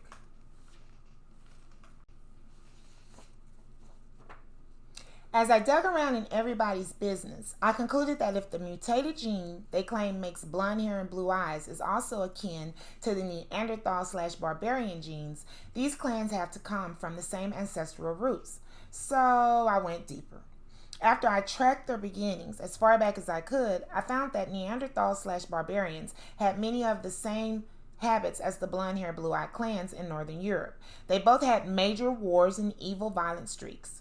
Consanguinity, also known as familial incest, was really prevalent, and marred children would be sacrificed or locked away in hidden spaces if they had recessive traits that caused physical and mental diseases. Pagans didn't want any traces of their genetic defects, disorders, or diseases piquing interests. Both groups, Nordic and Neanderthal, like the aliens and Atlanteans before them, believed wholeheartedly in ritualistic sacrifice and other occult acts like drinking blood. Religion was based off of worshiping many gods, saints, or demons, which included communicating with the dead. And lastly, they both at some point in history left signs of cannibalism being practiced. They gladly ate their kin. The crazy part is that pagans continue to keep us underfoot and pin all of this demonic culture on our ancestors, as many of them still practice their clan's ancient craft. I know there are sellouts who have tripped out, but the only time I found the original bloodline dabbling in these behaviors is when they've turned from the creator and started kicking it with pagans. On my mama, and I wouldn't put this on my mama unless I had the info to back it up. We have nothing major in common if we're on our path. So my original question remains, why is the Mark clan versus the original bloodline so different from one another? And I'd be remiss if I didn't also ask, did the pagan leper bloodline really come from the sci-fi they have jokingly share? I'm serious, no shade, no hatred. I want to know. Because we've chased down our lineage in every race that comes from it. The black, also known as brown, also known as original children from Pangaea, Gondwanaland, Africa, Middle East, along with the brown and tan children, also known as Asians and Indians from Asia and India, the Aboriginal Australians, the North and South natives in the Americas, and any other Aborigine indigenous native in the Americas, some parts of Canada, Europe, and even Antarctica. Almost anyone who has studied scriptural or secular history knows where the original bloodline began, whether folks want to admit it or not. But the pale folk, who now claim that they were once a part of our tribes and migrated up north to caves, becoming lighter and lighter with blonde hair and blue eyes genetically intact, have some splaining to do. It is medical that we know the entire history of everyone in order to put our authentic history together and pass it down. We have too much evil dissension led by certain groups of folks in charge who hate the Creator and His creations. They are still trying, as I speak, to rip up the blueprint of what was passed down from our Creator as blessings, gifts, and normalcy. For instance, a man with the penis plus a woman with the vagina, having children out of love and genetics, mental health intact, minus meds, respect of the ancestors that were here before us and survived using the blueprint, eating clean, no preservatives, no blood, the word. Why has the opposite bloodline tried to go against that, against us and the Creator, since sin and abominations began? As I wrote in my God Forgive Us book, and quick reference, the only two stories from our bloodline on this earth about pagan lepers' beginnings are rarely copped to by them. The testimony in scripture, once told by word of mouth, warning of how they may have started out brown, but they went against the Creator hard, spreading debauchery, murder, playing in the occult, sacrificing. So much so that they were cursed with pink sores that spread all over their entire bodies. Then exiled up north so they couldn't continue to infiltrate. Then once there, they continued to procreate, making plans to destroy the Creator's creations out of revenge, which they couldn't do and never will be able to do because they can't survive without our original bloodline. Then there's the second story that tells of how they were invented by Jacob after he was kicked out of the garden for trying to go against the Creator hard. He wanted to get back at the Creator by using them to do the opposite of everything passed down by word of mouth. Sound familiar? Revenge again. Whatever the story, whatever and whenever they infiltrated, as they have for centuries, then colonized many of our tribes, or if they were invented or come from another realm. My bottom line, and the reason I'm doing all of this researching and sharing, is because the children blessed by the Creator need to know what and who to avoid. Plus, how to survive the cursed land on our heads. If we fall for their okie doke, the repeated curses that we are continuing to pass down to the next generations, if we don't repent and get on path, they will suffer. I am not advocating warring with pagans or anybody else. I am saying pay attention. There is a reason that everything we are, they are the opposite. It is a reason that everything the Creator created, the greatest majority of their clan and sellouts want to destroy it. Instead of the blueprint, their science. Instead of straight, lesbian, gay, bi, queer, and trans. Instead of monogamy, polygamy. Instead of natural birth between a wife and a husband, surrogacy and sperm banks. Instead of original brown, also known as black tribes, leprous pink, also known as white clans. Instead of alive, dead, the opposite. According to their threats and laws, we are supposed to ignore that they are around here trying to force us into agreeing that it is normal to build vaginas and wombs while chopping off penises and breasts. And if you disagree or call them out for displaying signs of mental illness while trying to lead us and our babies into a hellfire, we are accused of being hate mongers and homophobes. It's exhausting because while we are being attacked by evil demonic thoughts and spirits, we are losing ourselves and our babies to the opposite side of the Creator's path. Please believe that is exactly what our Creator and ancestors warned us of over these centuries. These devils have been up to this hooey since the beginning of sin, allegedly starting 5,000, 6,000 BC. I've discussed all of this in my books and on my sites. Everything we were in the beginning, they were the opposite, and it don't stop. What is important about both spiritual testimonies and historical records regarding light, white, pale to pink pagan lepers being exiled is that we are living on the earth with a group of folks who potentially hate us because of what happened between the Creator and Satan/Lucifer thousands of years ago. And they either know it and are continuing to use sellouts to try and destroy us for it, or they don't know it but aren't doing bupkas to figure it out so they can tell their racist side of the fam to back off. More money and more problems come with this group who claim they come in peace. As always, I will stop to point out purposely, I am only talking about the racist pagans in the clan that fit the bill. The ones that are consistently working internally to get us to go against the blueprint and employ and brainwash sellouts to help. The ones, it seems, who love to confess their intentions on the down low as they hide them in plain sight. Currently, they are pushing their paganistic, satanic old world order/new world order, mass confusion and chaos, LGBTQ agenda with a vengeance. It has always been used to divide us. They tell and sell it to us through their entertainment. They have put it in the school curricula. They have implemented it into the government/military. Their pagan agenda is even accepted in the churches.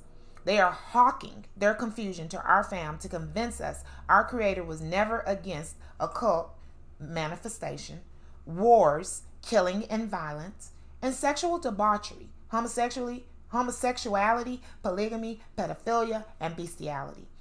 This new normal is allegedly just as positive and accepted as a husband and wife and their children positively thriving in a loving and committed lifelong celebration.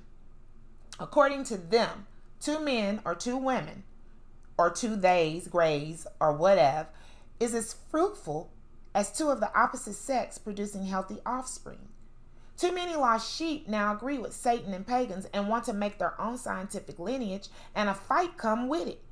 Confused, drama-filled family members are cussing out their mamas and daddies, fighting their siblings, joining libertine secret societies, and gay gangs of mean, depressed, doped-up, unaccountable men, women, and other, who are now targeting our children. Enter me. They want the younger generation on their side. And I said ain't, because I know the outcome of this repeated, failing, negative modus operandi. I've seen it, read about it, and lived it too many times. If we sell our souls or theirs, we will not have a positive outcome with a positive future for us, nor our babies. And all we have to do is research that fact and get our family together stat.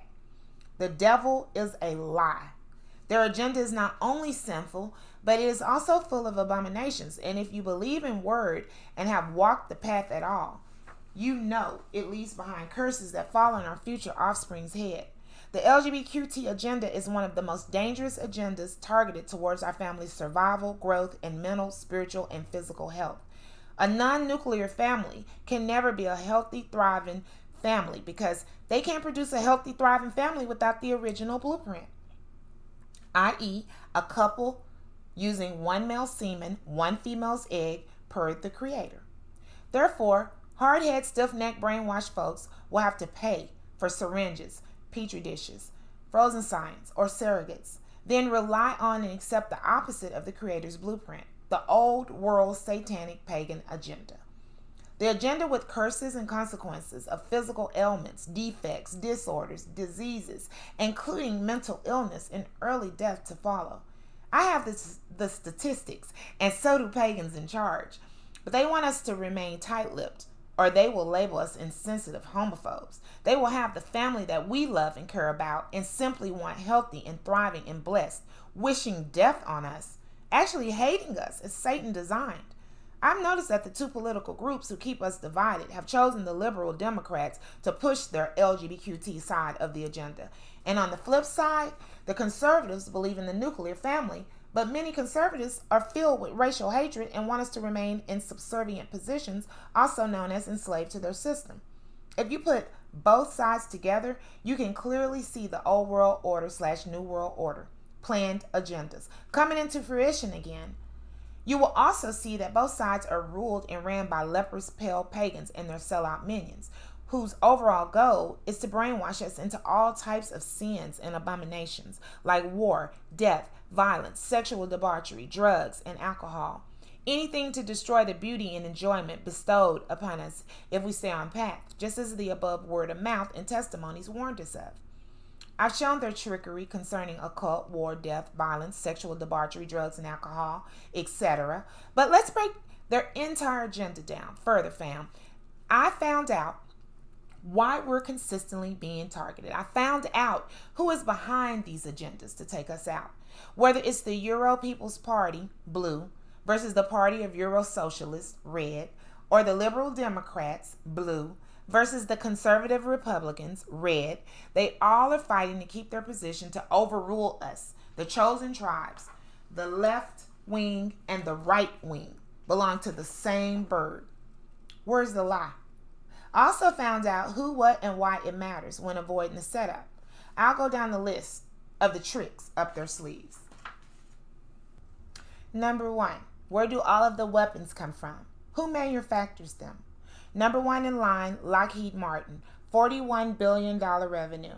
The board of directors, CEO, and chairman of the board are pink pagans. They have billion-dollar contracts with the U.S. government / military, yet ranked number 1 for number of incidents on the contractor misconduct database. Since 1995, they have agreed to pay $676.8 million to settle 88 instances of misconduct. Who are they paying it to? Our government. The elites in charge, their frenemies.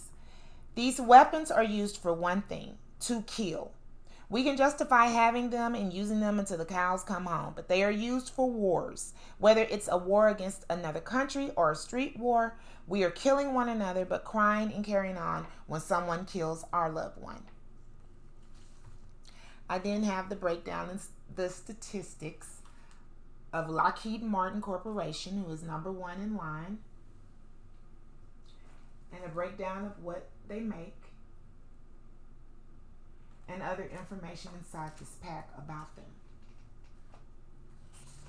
Number 2, who provides the motel and hotel rooms, the vacant real estate, the dormitories used by perverts, indoor promiscuous teens to sneak away from spouses and parents.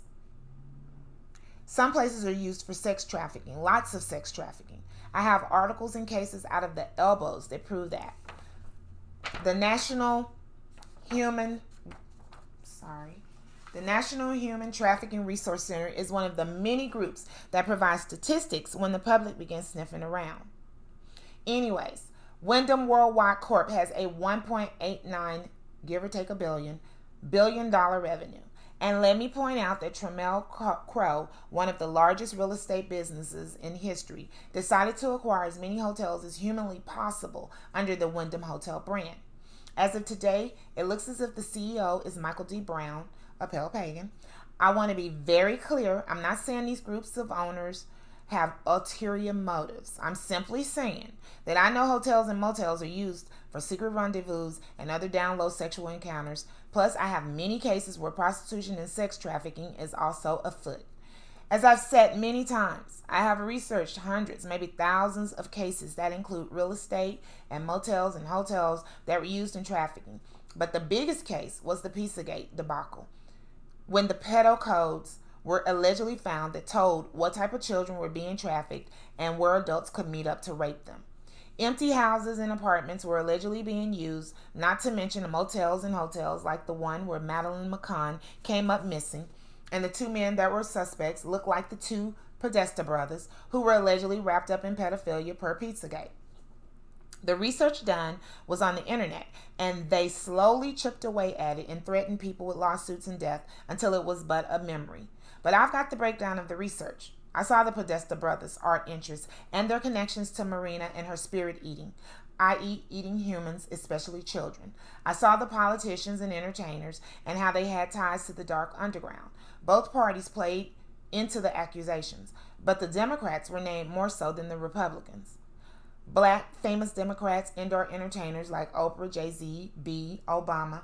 Like I said, the unfortunate side of the many cases I studied in research going back to the 60s is that as many cases that have been alleged or shown to be affiliated with children and trafficking, women and even men being trafficked, using motels, hotels, real estate, the public doesn't take enough interest or lose interest once crafty lawyers, Republican and Democrat politicians, law enforcement, sellouts, and pagans start harassing, arresting, and killing folks off. Therefore, the trafficking industry is strong and steady, and Satan is collecting souls and bodies like 9,000.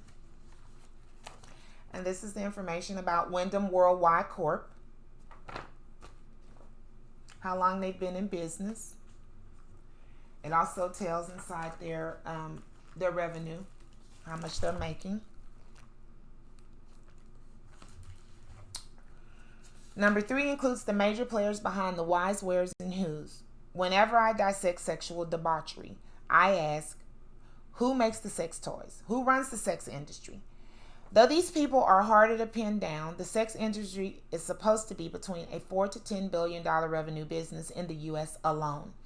Some of the current top-owned companies are MindGeek, Pornhub, Playboy, Larry Flint, Vivid, and Church and Dwight.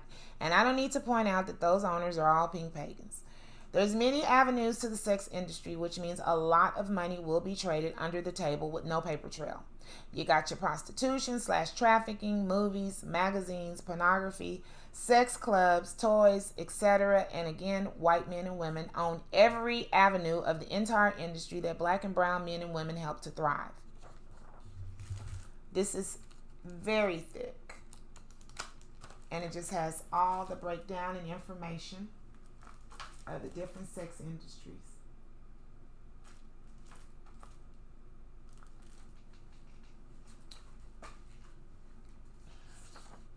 Number 4, who makes the majority of the drugs? Street and prescription. Who distributes them to the public? Who owns the companies? Again, it's hard to pin down street drugs, but the more legal they are becoming, the clearer the pic becomes. For example, weed is legal in many states. The government gets their cut, and the other pink pagans split the difference. Cali, Colorado, Arizona, Michigan are just a few states who boast of over billions of dollars in sales. There are hundreds of marijuana farms, all headed by you-know-who. Meanwhile, Johnson & Johnson still has the lead in the big pharma drug arena. The CEO is Alex Gorsky, but the founder, a German Furman, who was in cahoots with the Nazis, was named Robert Wood Johnson the first, and their revenue in 2021 was $94 billion. Drugs and alcohol are almost more deadly than occult/sacrificing and sexual debauchery. Like, it is definitely number 3 or 4 to take us down. There are drug heads and alcoholics as far as the eye can see. Loose morals and excuses as pagans in charge rub their palms together and whisper, excellent. This is a breakdown of the companies and drugs. What is the revenue of pharmaceutical industries? $1.27 trillion. And then I also put the illegal trade. And in the illegal trade, they can't always keep up with it, but it estimates there's between 100 billion to 110 billion for heroin, up to 130 billion for cocaine, 60 billion for synthetic drugs, and a total illicit drug industry would approximately be 360 billion. And that's between 15,800,000 results when I put in that information in the search engine.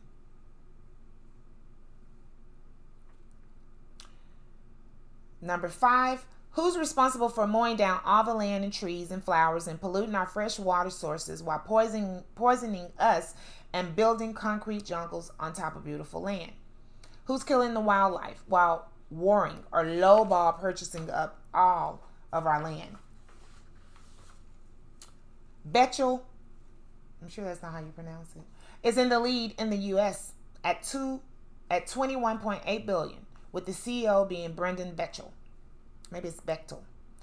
Turner Corporation is at 15 billion, with the president/CEO being Peter Daviron. And I am not pointing fingers at any one individual regarding this bit of info I'm about to share, but I found many construction companies involved in murder/burials in concrete and underneath buildings, old school mobsters, as well as other shady dealings, such as trafficking. I've named a few whys, wheres, and whos, but research for yourself and you will find the culprits with the same MO that their clans have had from the beginning of sin. The exact same 13 or so lineages are responsible for destroying anything the Creator gifted to this earth, as they pretend they are doing the opposite. We certainly have free will to decide whether to kill, steal, rape, pillage, or get high and destroy ourselves. But if you can't see by now that there is a dark force pushed into our lives by the jerks helping to destroy us, then you're choosing to be blind, or you're in your right mind ignoring the facts, and I guess that's the way it's supposed to be. I will continue to break down our history thoroughly because, as I shared on the last 3 podcasts and will continue to share on this one, I sorely believe more than ever we all need to know what has helped us to grow and flourish as the Creator promised through the covenant. And we need to know what we were warned of concerning the actions that will cause us to die off early and suffer from our own consequences of our own actions. We have to be aware of both sides of the coin in order to enjoy our blessings while avoiding drama and darkness. And as I said, I really dug deep when it came to our lineage and history, taking it all the way back to paradise, also known as the garden, the motherland, Pangaea, Gondwana land, to find where our family was in fact blessed, as the covenant promised, minus any curses. We were happy, healthy, and on path.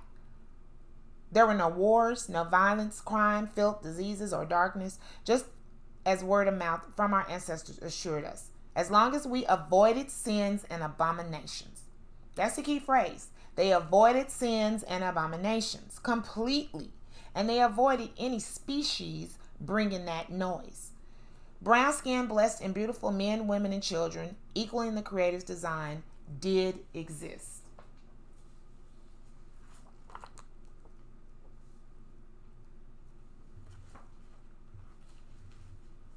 The garden.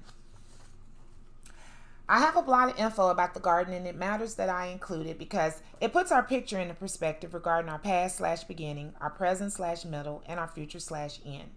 Per the info I was able to collect about the garden, we were indeed chilling in everlasting blessings. We were healthy, we were happy, we were humble, and we were on our path following the blueprint without question because it was old-fashioned common sense and hurt no one. It wasn't until our first alleged sinners, Adam and Eve, decided to turn on the blueprint and swallow temptation served up by Satan the serpent, that we all began to trip out. Personally, I see that warning in scripture as a metaphor. Not that it didn't happen, but as I research, I find that many of our ancestors began playing in the dark with so-called aliens who believed in pagan rituals. It's all up and through historical timelines, biblical and secular. In scripture, they're even called aliens. Every century since sin began around 5000, 6000 BC, we have dabbled in the dark with aliens /snakes /serpents or reptilians and got dealt with through the consequences of our actions. And it's usually some form of slavery owed because of the promises we make with our souls in order to receive the junk we think we can't live without. Mind you, we can live without it. Plus, we always can have a variation of it without getting off path and selling our souls. We were and still are simply too dang hard-hit. And I am speaking of the folks who are, not the ones who are not. Pagans are up to their old tricks, and they claim to have found the Garden of Eden. Please know that they will be adding on to this discovery, and before you know it, the Garden of Eden will be in Europe someplace, up in the mountains and cold underground caves, where they claim to have resided first. But for now, they are claiming it was in Botswana, Somaliland, and a few scientists who dispute these locations are saying it was actually in West Africa, not South Africa. What they are all agreeing on is that it was in Africa, the motherland. According to the scientists who think it was in South Africa, where many pagans reside, so be mindful, those pagan scientists know where the 4 rivers flow that are named in Scripture. The Pison River, that encompasses Havilah, as well as where there is an abundance of gold, bdellium, and onyx. The second river is Gihon, which encompasses the whole land of Ethiopia. The third is Hiddekel, which goes east of Assyria. And the fourth river is Euphrates. Maybe that's Hiddekel. Genesis 2:10 through 14. That's where the rivers are talked about. I'm personally going to do a bigger project concerning Eden because I feel it will lead us to more info in reference to us sinners turning on the Creator and getting kicked out with our little friends who many continue to trust to lead us to a hell on earth. I also think it has something to do with the deluge because the 4 bodies of water are mentioned as being able to break forth and gush out and scatter. I see the rivers of the motherland being able to exile and or get rid of filth on the land, more sinks and puzzles fitting together. I also have to keep in mind the most salient part of the puzzle. Exiled folks /sinners have never been able to find the garden. The Creator has made sure of that. So while these pagan scientists are putting their pieces together, I doubt they will ever really find the true garden. They may be able to find the spots Adam and Eve settled on after getting exiled from paradise, sites where cavemen crawled, murdered, and sacrificed using their ritualistic stone tools. I don't disagree with that. Stone worshiping was one of the first ways to conjure the dead and demons. Anybody who was kicked out of the garden was obviously participating in satanic pagan rituals, thus exiled and migrated to the north, banished to cold caves and the underground in Europe, etc., with the other aliens. I bet the people they refer to as Neanderthals and cavemen were rooting around in Africa, wandering and conjuring and trying to procreate with the chosen tribe for survival, but they eventually died out. And as we all try to put our histories together, the chosen tribes need to keep the word our ancestors passed down first, especially when listening to pagans. They tend to lie to fit their narrative. The lost sheep who believe in them were and are kicked out of paradise and suffering with them when we dig around in the dark. But we also are under the covenant through our bloodline, and word has been left on the earth so we can find our way back home, whether metaphorically or a place called paradise, utopia, or the Garden of Eden. It means a place without sin, pagans, and Satanism, a place of peace like described in scripture / the word. Please never forget that. Everybody knows the original design, which is why the people who want to play in the dark and convince the world population to rob, steal, kill, bump cats, and go down on one another exploring filthy holes in nether regions never want us to figure out that it is what sustained us for centuries before Adam and Eve tripped out and allowed the serpent to brainwash and bamboozle them, ushering in the opposite of the word. It seems per Satan's blood contract, his minions have to prove to us that the Creator and his design are wrong, then help spread that filth. Many of our family members have denounced what works for our chosen bloodline and signed a blood contract. Very few without knowing it. And they are sent to help Satan and his minions prove that man and woman can survive blessed, healthy, happy generational lifetimes without the proven blueprint of avoiding evil, staying out of dark, and walking the positive chosen path. So I have a little info about the Garden of Eden, and then I have some info about the blood contracts used to get us out of the Garden of Eden and now off our path, period. The real Garden of Eden has been traced to the African nation of Botswana, as I said. The original ancient name of Africa was Alkebulan. This name translates to Mother of Mankind or the Garden of Eden. And then they question whether it's in Ethiopia, Kenya, Botswana. So I pulled that information, and then I went to all of these sites. I probably picked about 30, 40, 50 sites. But it was 2,940,000 results. Then I talked about the 4 rivers, so I pulled information about the 4 rivers of Eden. And it says 4 rivers of Eden, beginning of world geography. The first geographic features establish the basis of the entire Bible narrative from Genesis to Revelation. So it's just about putting our history together.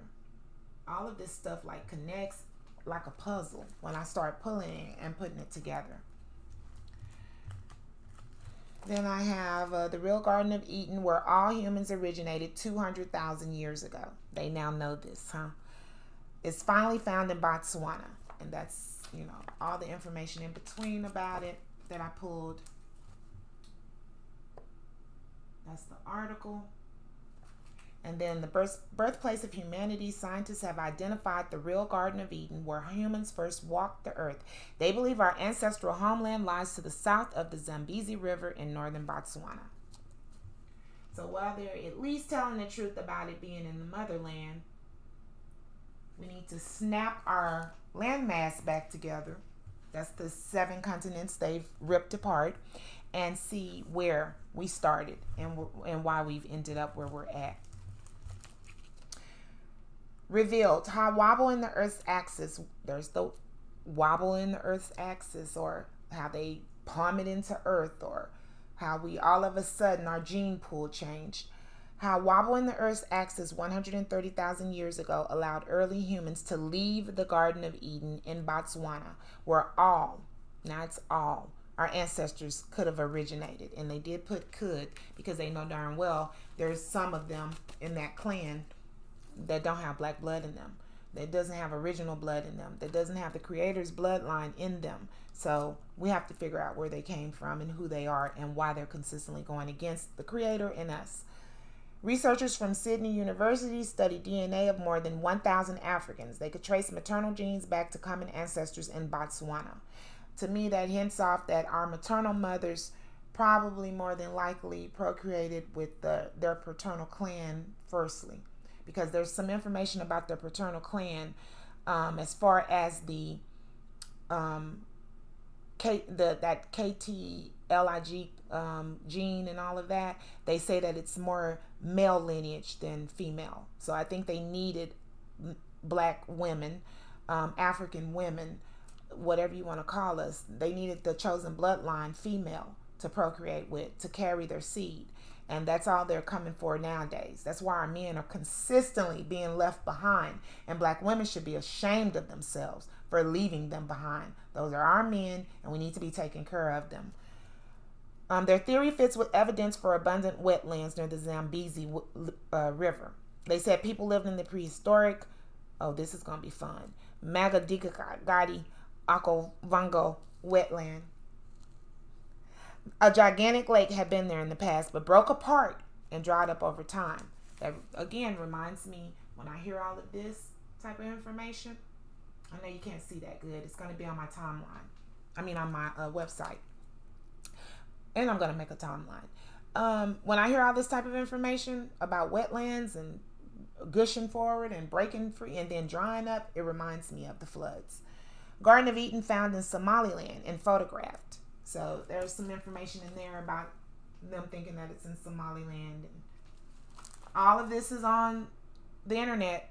I'm pulling this information from the internet, just like anybody could. And then this reminded me of the Garden of Eden, and that's why I have it. This is America's first urban agri-hood. That means it's an agricultural garden that they're making in the hood in Detroit. It feeds 2,000 households for free from this 2-acre garden and a fruit orchard with 200 trees. It also has a sensory garden for the children, for the babies. And I'm sure pagans somewhere have their hand in this because agriculture is used in the title. But we were once the original scientists who knew how to build whatever we need to live in, to also set up our gardens so that we could eat and blah, blah, blah, blah. So that's why I pulled this. We need to go back to this type of living. We're trusting the wrong people with our well-being.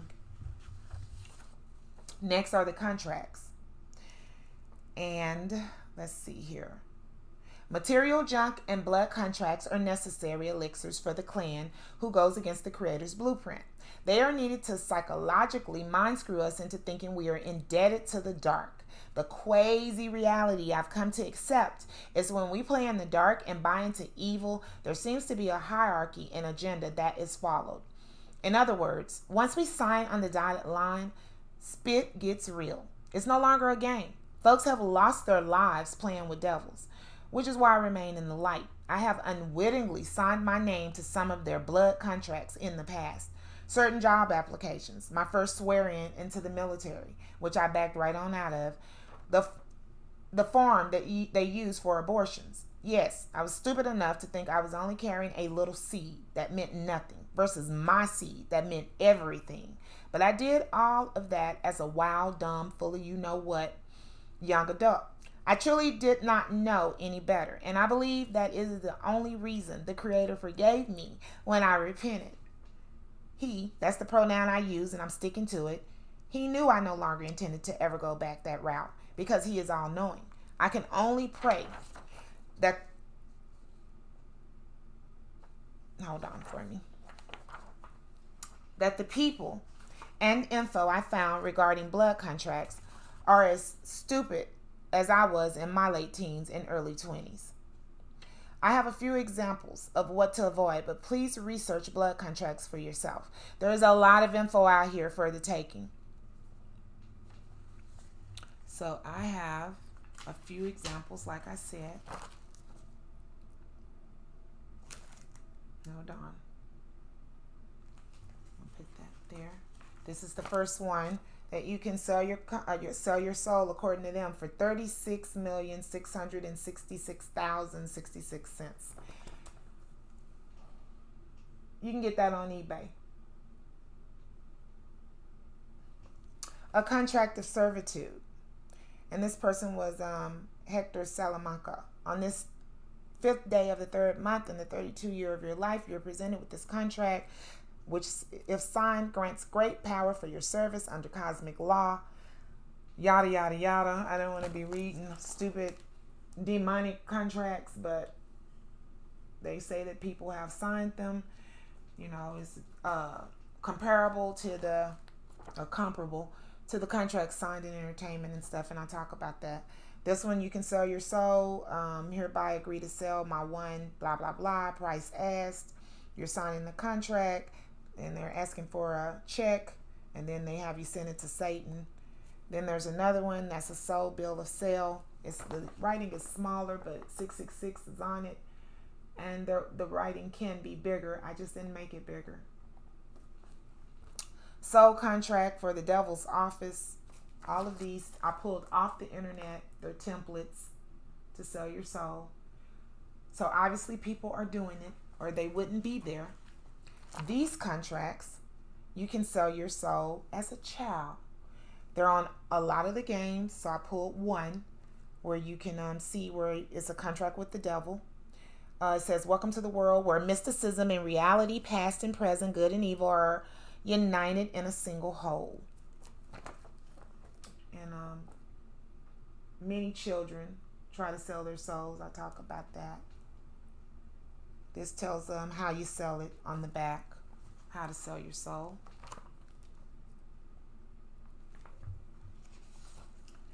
And then I have the blood contract of Grimes, the odd, untalented artist and baby mama of Elon Musk, who emanates the dark, and was also called out by Azealia Banks, who claims to be a witch and swore that Grimes and Elon tried to have a threesome with her as they partook in a bunch of drug-riddled pagan activities, allegedly.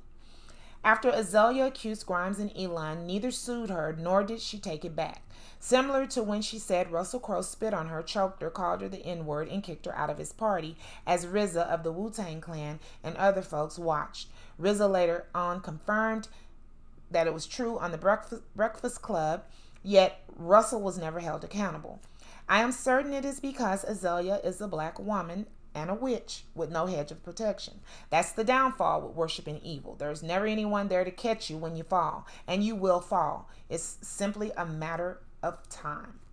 Lastly, I have the testimony of an R&B singer by the name of Koa Jerome, who entered the industry as a Christian artist, but was asked to write secular music for artists like Nicki Minaj, etc. Koa shares how he almost sold his soul through a blood contract in the entertainment industry. He also shares that he had a dream where Satan and the Creator were fighting for his soul, and the Creator won.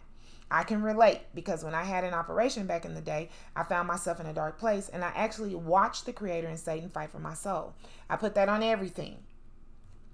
Now, granted, I was taking prescription pills for pain, but I don't know anyone who feels they have seen Satan sober. You can have a relationship with the Creator sober, but Satan likes to pop up when you're high. Vices go hand in hand with evil. Obviously, the Creator won, but my God, the battle seemed long. It's here, though. It's here. Anywhoozleby, I chose those two artists because they openly admitted that you do, in fact, have to sell your soul to become famous in the industry. I have plenty more artists who have said the same. Many of their stories are in my books and quick references. They have shared through their stories and testimonies that even if you don't sign a contract that says sell your soul on it, you're selling your soul. The stipulations and the evil that has happened to so many famous artists proves it. And so this is Grimes when she's selling her soul. It says here's the legal contract for Grimes' selling of her soul. And that's her. And it tells where she how she sold it, and talks about the agreement and what it outlined, the terms of ownership and the connections. Let's see. There's a little bit more to it. This is the actual stipulations. Consist of spiritual, immaterial, and immortal essence of Grimes. That's what the devil will get. Mutable in time, immutable in space. It's imbued knowledge of good with honor. It contains perceptive, rational, and contemplative powers. On and on, so forth. They're not hiding anything anymore. They're sharing it. And if we're going to ignore it, that's going to be on us. This is more of it. This is the validity of the offering and the soul shares. Summary of terms again, and I think this must be her real name, Claire Boucher, also PKA Grimes. She's the issuer. It says the soul of her, the information I just read to you again. The pre-money valuation, is priceless. The dividends shall be entitled to sharing the joy and happiness created by her, which obviously there's going to be some darkness, but they say the flashes of brilliant white light and ethereal feeling, those are her dividends. Talks about her liquidation and dissolution, her non-voting, her preemptive rights, her confidentiality, her restrictions on transfer, on and on. And I'll be putting all this type of stuff in the book, on the website for the additional book. Drag along rights, information rights. And then this I just pulled up, Elon Musk and Grimes in the occult, which got me 98,900 results. And it talks about, before I show you, the New Atlantis Saturnian death cult, their retrospective Alpha and Omega information, the trouble with them, their relation timeline, talks about her selling her piece of soul for a new art exhibition. That's what that was for. how they baffled the internet with the rant. That was Grimes talking about Elon, and how it says Elon hooked up with a pagan witch, which is obviously Grimes. So just putting that information in the top, it gives you all of that other information. And then this is the guy, Koa Jerome. A devilish dream led R&B singer to the precipice. And he just shares his testimony with us.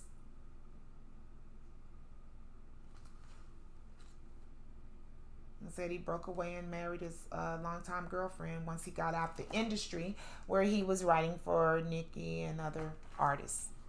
Okay. So I share here, firstly, anything you wouldn't do for free shouldn't be done for money or possessions. However, I know some people are brainwashed into whoring their souls for free, which is why I made a chart that may be able to help with any satanic pagan confusion. There's all types of blood contract templates on social media. There will be folks who will claim it's all for entertainment and fun and games. Can you believe selling your soul to Satan is considered fun and games and entertainment? These pagans have got us tripping balls, yo. Look at this mess. They're coming for our babies more so than us. My grandbaby was about to sell his soul one day, and I thank the Creator he thought to show it to me first. I know for a fact that was meant to be. The Creator intervened because we were trying to figure out our path, and I owe him nothing but to remain in the light, which is free, and reap blessings galore. I get that our minds and our history have been tampered with. They've been ripped apart. But that does not mean we cannot be put back together, so we won't continue to go down with the ship and suffer a lifetime of generational inherited hell. We can live a drama-free, anointed, fun, untarnished life for free. It does not cost a thing to live drama-free and positive, especially not our souls. Our ancient ancestors used to do it, and they had it down pat before some began playing in the dark and conjuring evil and demonic spirits all up in their epicenter. Before, they were sacrificing their souls and whoring and telling their elders and even the Creator where to get off. Before all of this darkness, like murdering for insurance purposes and robbing to get high, and children being neglected so folks can get their hair done and their car detailed to stunt at the club, started taking precedent. We were once on point. And I repeat, many pagans were and are aware of this, which is the reason many pagans are consistently at war with original children. Meanwhile, many clueless original children are not aware of our history or why we're at war. The spiritual race war is as old as ancient Egypt. It started within our own walls, and once sellouts really opened the gates for Satan and pagan occult, it has never left us, nor we it. Per my research, we unquestionably have ancestors and family that are still unpacked. They are tucked away safely in paradise, never to be bothered with our lost asses until we find our way back on path, if then. My number of concerns include that our babies have no clue as to how to get back on path, or even why we are off to begin with, which is the reason I have taken the last 30 plus years out of my own life to figure it out and pass it on. I know there are other brothers and sisters trying to do the same, and I thank them, as I personally say to them face to face or on their web pages, blogs, and sites every chance I get. And I thank our ancestors that have left breadcrumbs leading us back to the path. That includes our brother Yeshua or Yasha, but most importantly, I thank the Creator. If it was not for the wonderful thread that holds positivity, light, love, and greatness together so we may bask in all the above, I know we would never have a chance. We would stay to our own devices, following behind greed, filth, violent behavior, and smarty-arty know-it-all excuses. I know this because I have dissected every quote, end quote, race, every time frame, every sex, every essence of our beings in order to know why we do what we do.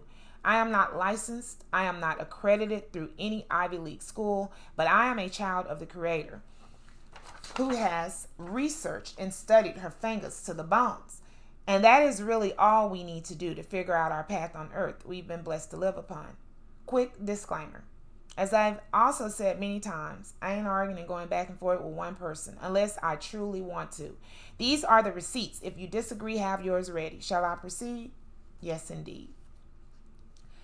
Era after era, while figuring out our history, our path, our past, present blessings and gifts versus sins and curses and mistakes, I noticed our fam has a problem walking the simple path the Creator laid out for us. We will be going along, acting like we have sense, then bam, complications. veering off, falling behind the same old sins and abominations I've named 11 times, passing the curses and consequences down to the next generation until we're eventually enslaved to Satan and the system hardcore. At some point, we remember who we are, repent, and find the path all over again, similar to what we're about to go through sooner than later. Then I dug deeper and I noticed the breakdown of the sinks and commonalities thrown our way, some I discussed earlier. They're the same obstacles that have always caused us to turn from the blueprint and word. Example, over thousands of years, we found that it's less drama and more fun to marry one person who we're in love with and procreate. So our children will have matching familial blessings or curses. Yet at the same point, the vast majority are brainwashed into prostitution, solo dolo, planning our cats and butt-butts with objects, hooking up with the same sex, joining polygamists, and having a bunch of bastards. No shade, just the facts. Or we know killing one another sucks, as well as leaving bodies, tears, and mental anguish and evil on the earth for our next generations, who may follow in our footsteps. Yet many of us back wars, abortions, and gangbanging. The Creator's warnings and blessings don't have any addendums or additions. We are not to kill or whore or have these babies out of wedlock because it will mess up the flow of our blessings. Pagans are very aware. They are aware that too many of us are oblivious and unconcerned with shiny baubles and grand tetons and all up in our faces. That is how they have kept us snowed and under their thumb. Sadly, too many of us prepare to screw versus read. It's the God's honest truth.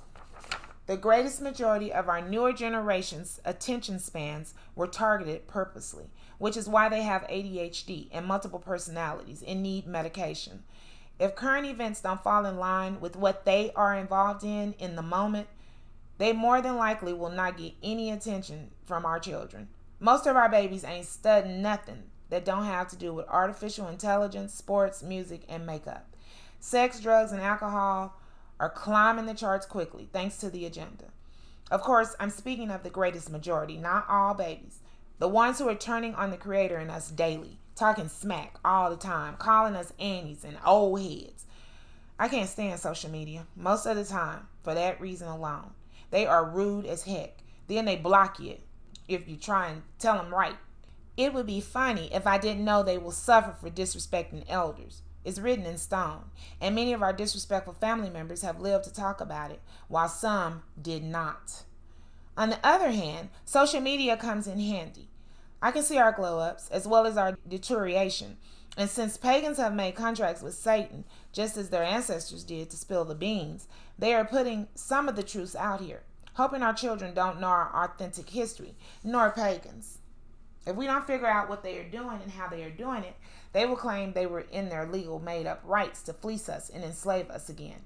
They are doing what thou wilt, as always, which has always been about keeping the earth on an evil axis under the guise of the OWO-NWO agenda.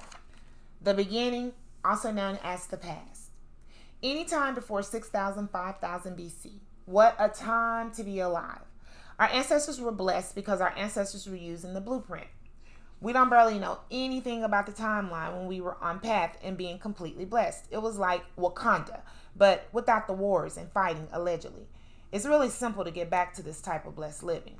I'll try my best to shorthand it. Follow the 10 commandments. Don't play in the occult. Don't bow down to their ways or their gods.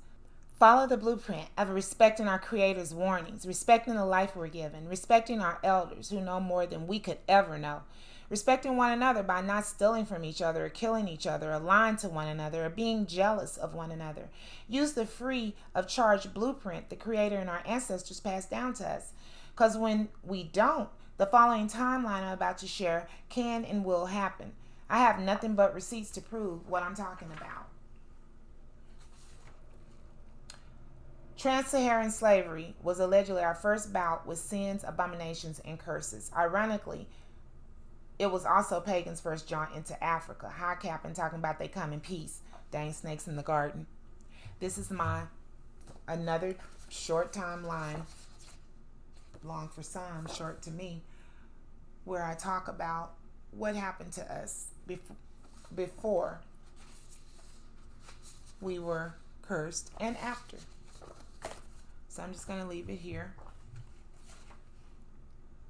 Then after 5000 BC, hold on.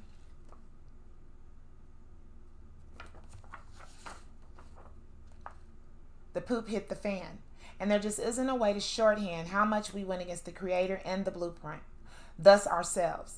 One popular example that has been passed down by word of mouth and allowed to be written down against warning is how Adam and Eve allegedly dug around in the dark, also known as bit the apple from the tree of knowledge, after the Creator warned them not to. They conjured up evil, satanic demons and pagan beings who showed the Creator's lineage how to accelerate sin and abominations, going against his positive blueprint in the worst way.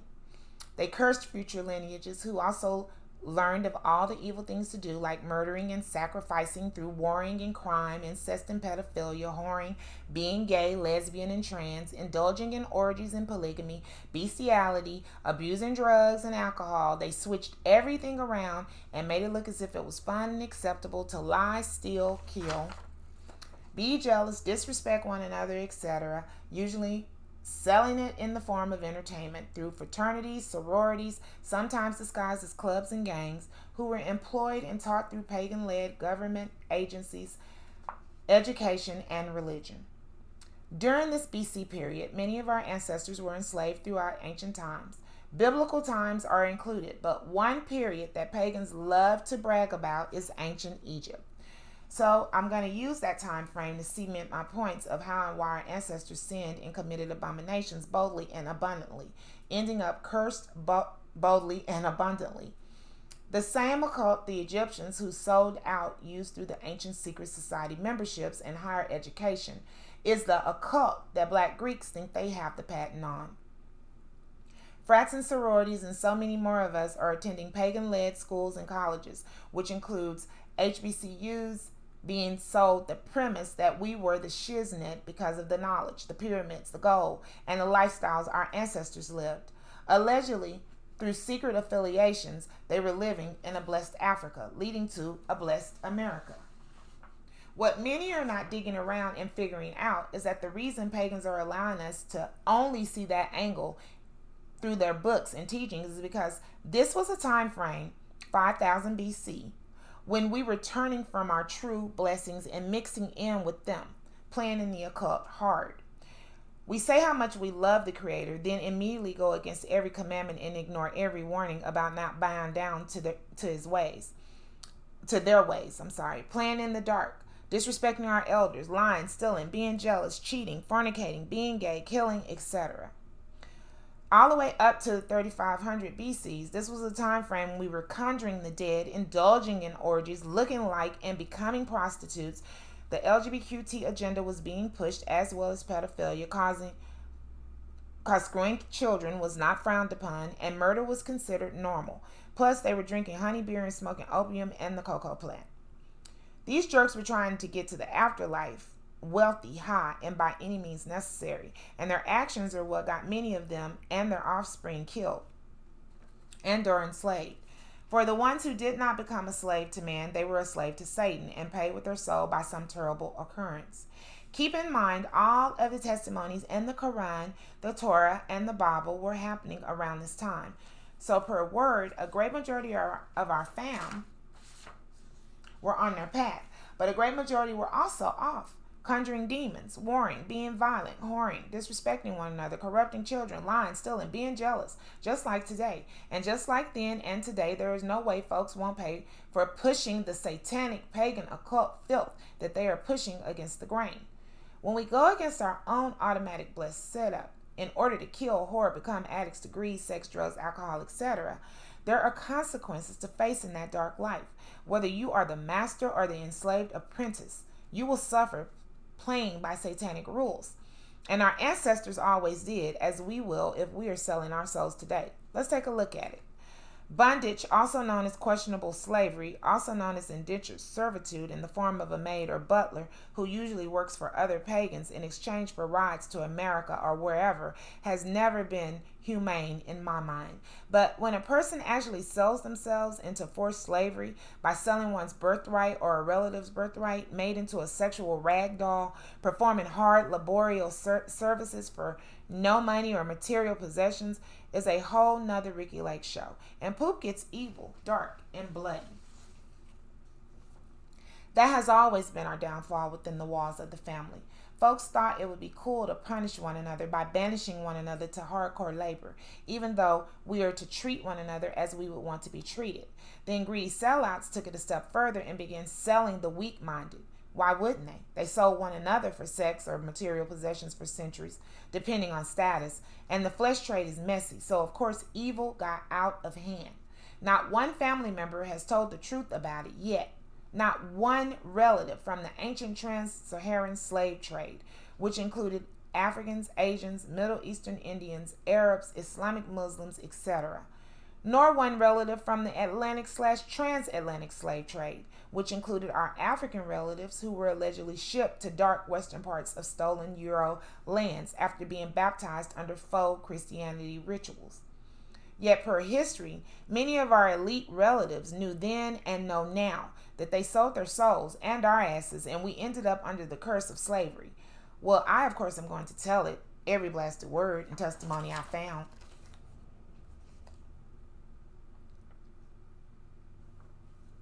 Ancient testimony, also known as word of mouth, states that when we started out in the garden or Pangea or Africa or whatever you want to call the Creator's blessed land, some of our relatives did in fact make deals with the devils right around 5000 BC through the blood contracts I mentioned above.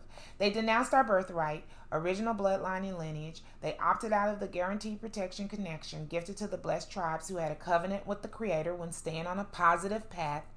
Under secret societies and clubs, fraternities, sororities, and miscellaneous blood contract agreements, our lost evil family members began warring with family, selling land, possessions, and birthrights to one another and eventually their pagan counterparts, helping collect our bodies for the inevitable slaughter.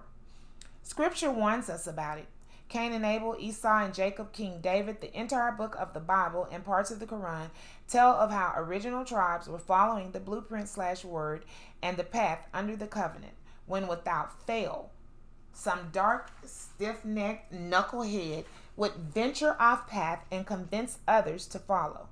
They would make deals with the devil, and unfortunately, there's no way around demonic spiritual contracts because certain actions warrant certain consequences. It is written in stone, and our past and present is always proven per our future. Peep the scene as I move forward. Okay, so I have a few printouts that I'm going to share regarding Egypt and the timeline of 5000 BC to 3500 BC and forward. The Creator's authentic blueprint shortcut, the 10 Commandments, plus all other authentic words sent by our ancestors' mouths. Please be mindful, we have allowed some warnings to be transcribed and sold with other info in the Bible, Torah, and Quran.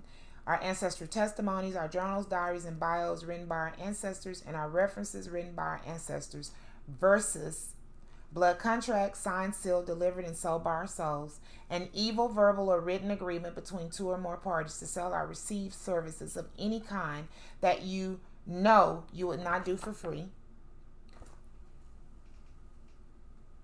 Those are the things that chosen children were doing at first, and then some of them sold out and started doing that second. I just made a copy of the 10 Commandments and pulled it from the other pod vids. We all know the 10 Commandments. That's where I say we should stay on that. That's the easiest way to wrap it all up, the 10 Commandments. But of course, you want to read scripture when you can. And then this is a picture of the different Egyptians. You'll see black is black, the skin color I showed when I first started talking about our tribes. So the very dark black chosen child. And then you'll see us progressively getting lighter. Dark brown to light brown. Eventually, we'll be tan and beige. And this talks about Egyptians in the occult and ancient Egyptians in secret societies. So, of course, I studied all of these subjects And I'm looking at 15 million results for the Egyptians and the occults, and 21,700,000 for the secret societies. No, I didn't study 15 million, but I did dig around and study a lot.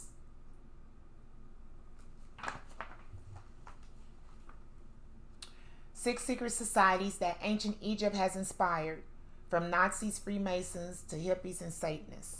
I totally agree with that.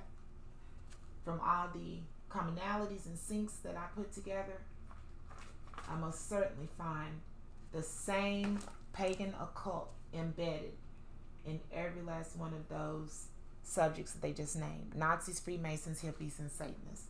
And all secret society, frat and sororities, and all gangs, and all clubs. We have headquarters of the order in Brazil. So that's mixed children that's digging around in the dark.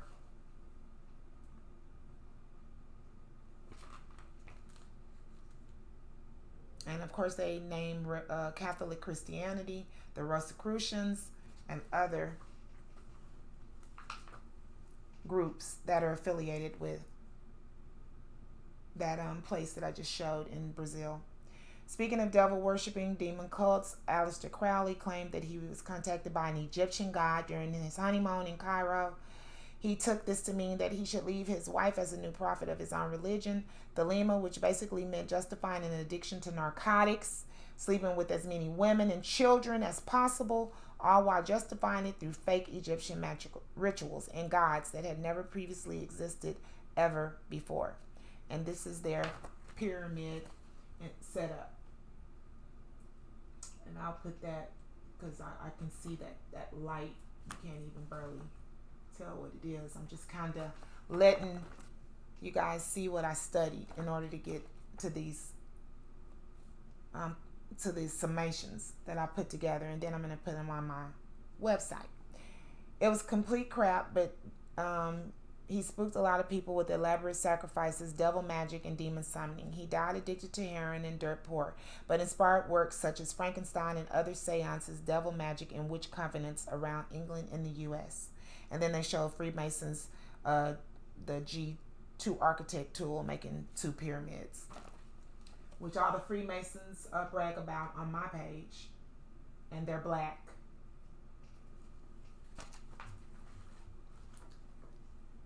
The most famous Egyptian-inspired secret society of the world, Freemasonry, was heavily influenced by Rosicrucianism, but with more of an emphasis on changing the world and influencing the powerful figures of their time. Masons connect themselves as to the ancient travel writings of Greek explorer Thrace, who trekked around ancient Egypt at the time period of the biblical patriarch Abraham. Now, that's many syncs and commonalities I just pulled out of my hat when I studied this. We have the Egyptians, we have Freemasonry, we have Rosicrucianism, we have Abraham, because this is during biblical time. So it's during the time with the Egyptians of 3500. It's with the time of biblical patriarchs during the time of 3500. And it just goes on and on. Each time that you look at the timelines biblically or secularly, this all connects. It's all, around the same time. It's all the same. We have to put the history together, though, or we'll keep getting all of these separate history time frames, things that happen, and we won't put it together to know the reason that these people were cursed, the reason that they had to build, where they were enslaved to build the pyramids and all of these horrible things that happened to them, is because they went against the Creator. They went against the setup that was positive. And this also speaks of the Greeks and the Europeans. That's because they're the same group of people that keep enslaving people and getting them to go against the Creator. We talk about alchemists here and stone builders. The father of chemistry being Geber, Geber, who was a European. They talk about Freemasons and their god that they spell with a capital G being Thoth. And then there's streets of Washington, D.C. designed with Masonic symbols everywhere. And it hasn't changed. They're still, those places are still right here in America. And they're worshiping at them and conjuring demons all the time and playing in the occult. And black people are helping when they join the societies and stuff, and also practice the same ritual occults. Freemasonry gained popularity in the 1600s and worked to make the French and U.S. revolutions a success. Most of the founding figures of France and the U.S. revolutions were Freemasons. The dollar bill, George Washington, the first president, the $20 bill, Andrew Jackson, and the $100 bill, Benjamin Franklin, were all Freemasons. They even designed the city of Washington, D.C., the iconic U.S. dollar, all with the symbols of the Freemasons in celebration of a single great non-royal builder, Imhotep. The Catholic Church, Nazis, all cracked down on them, accusing them of a Jewish conspiracy to take over the world. But really, they just believed in the power of men over kings. Speaking of the Nazis, the Nazi Aryans. So they talk about here the Germanic pagan cult, Nazi Germany, of course, Adolf Hitler. Basically, long story short, some kind of major event caused the destruction of Atlantis, a magical kingdom where God men reigned in a perfect utopia, or so Plato's uncle, who heard it from an Egyptian priest, said. So we know that this has nothing to do with God's utopia. They're talking about their dark utopia under Satan. The people who left Atlantis after its fall were called the Hyperboreans, who came from the north, or so Herodotus, who heard from an Egyptian sailor, and boom, Nazi Aryans are born. Founder of Nazi religion in the center of a German unity cycle. Circle. That is the Freemasons having one of their rituals with the black and white floor, which is about duality. Then you have Hitler on the other side, and then it's one of their world cult covens, where they come together on all their cult-like status and conjure up demons or whatever they want to conjure up. They talk about the Germans in 1920s, how they are descendants from the Aryans. So this is a really good article because it tells you in order of who they're supposed to be. And I haven't even read this article. This is one that I started reading and I had to go ahead and print it off and add it in. What I'm showing, as always, is the way that they have listed the pagan, the leper pagan culture is the same way I've listed it. I'm getting tired. Okay. Then I have on the back, head of the Nazi secret police inner sanctum for ritual prayers. Egyptians were just telling the story of Minoan eruptions, Thera, and stone slab erected in Thebes. It all goes hand in hand, so that's why I'm just kind of skipping it. It'll be on the website, in the books, and then you can always look it up yourself and go ahead and read, because I literally have thousands of more pages to finish, and then I have to do the encyclopedias. I can't do all of this. Egyptian Freemasons, Rite of Memphis, Mizraim, was neither a Freemason group nor actually Egyptian. Italy was conquered by Napoleon. A large group of secret societies sprung up to get the French out of the country. The most famous resistant groups were the Carbonari. So on this part, he's just showing the seals, but all of this goes hand in hand, even though he's saying it's not the exact group. They're still affiliated. All of this is affiliated, and when you start reading, you'll figure that out. They also connect themselves to the Knight Templars, the Assassin's Creed, the Da Vinci Code in the 1300s. Garibaldi, we're looking at 1800s for Garibaldi, had a militant secret society as well.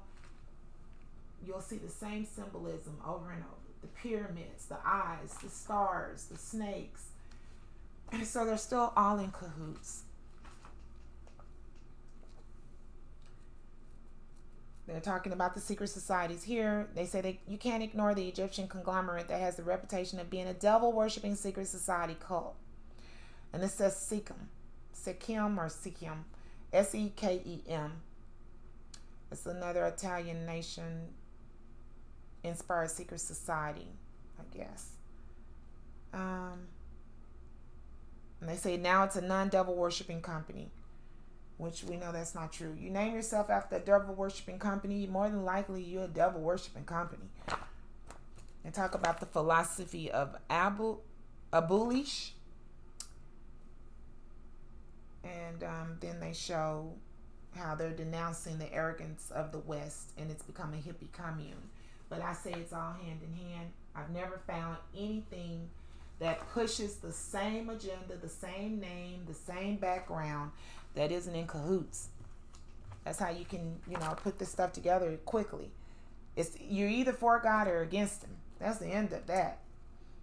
Ancient Egyptians with higher education. This talks about our education systems, how they were stolen and used for bad, used for evil, used against God after he gave us all the information he gave us. People sold out on him and gave the information back to the same groups of people who now use it against him still with his people. This is a Black Egyptian Masonic order, Osirika, and talks about Asoru. I know a lot of black witches. They now dig around into our alleged history. It's history because it happened, but it's not of our chosen history. It's not of God.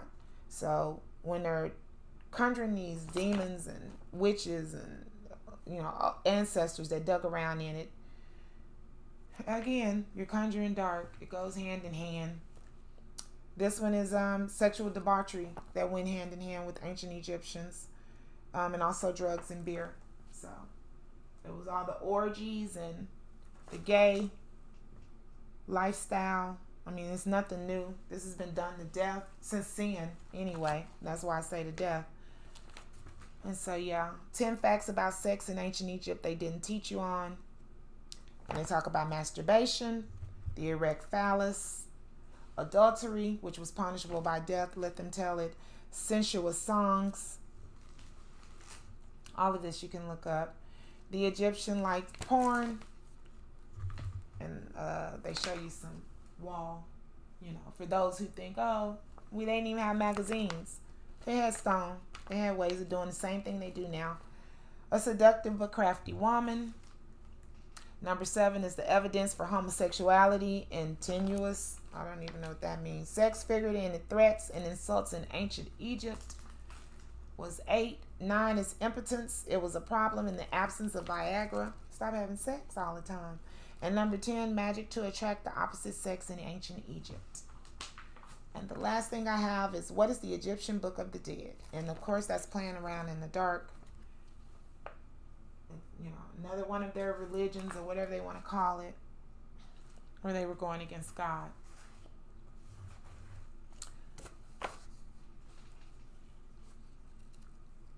Okay. Oh, I'm sorry. Let me see what this is. Really, that goes with that. 1 BC to 4 AD. This was around the time spiritually we were crying and whining about how sorry we were for going against the blueprint. We wanted those whoops off our backs and the hard labor to cease. It wasn't so cute to see our own children being sold off after helping the white man do the same with someone else's child. The blood contracts signed were being balled up and burned after being told they would be upheld. I feel this was a time you can really see who clowned and the consequences for actions. These were and are perpetual lifelong curses and blessings depending on our actions. Unfortunately, and I mean this in the most caring of way, a lot of niggas don't like to read. We want to strictly listen to somebody else tell us what the word means instead of praying for discernment as we combine our understanding and others' understanding to figure out what our ancestors passed down and what we were being warned of. Whether pagans rearrange the words and lie on our history and lineage or not, no one can touch what our Creator put together and left on the earth for his children.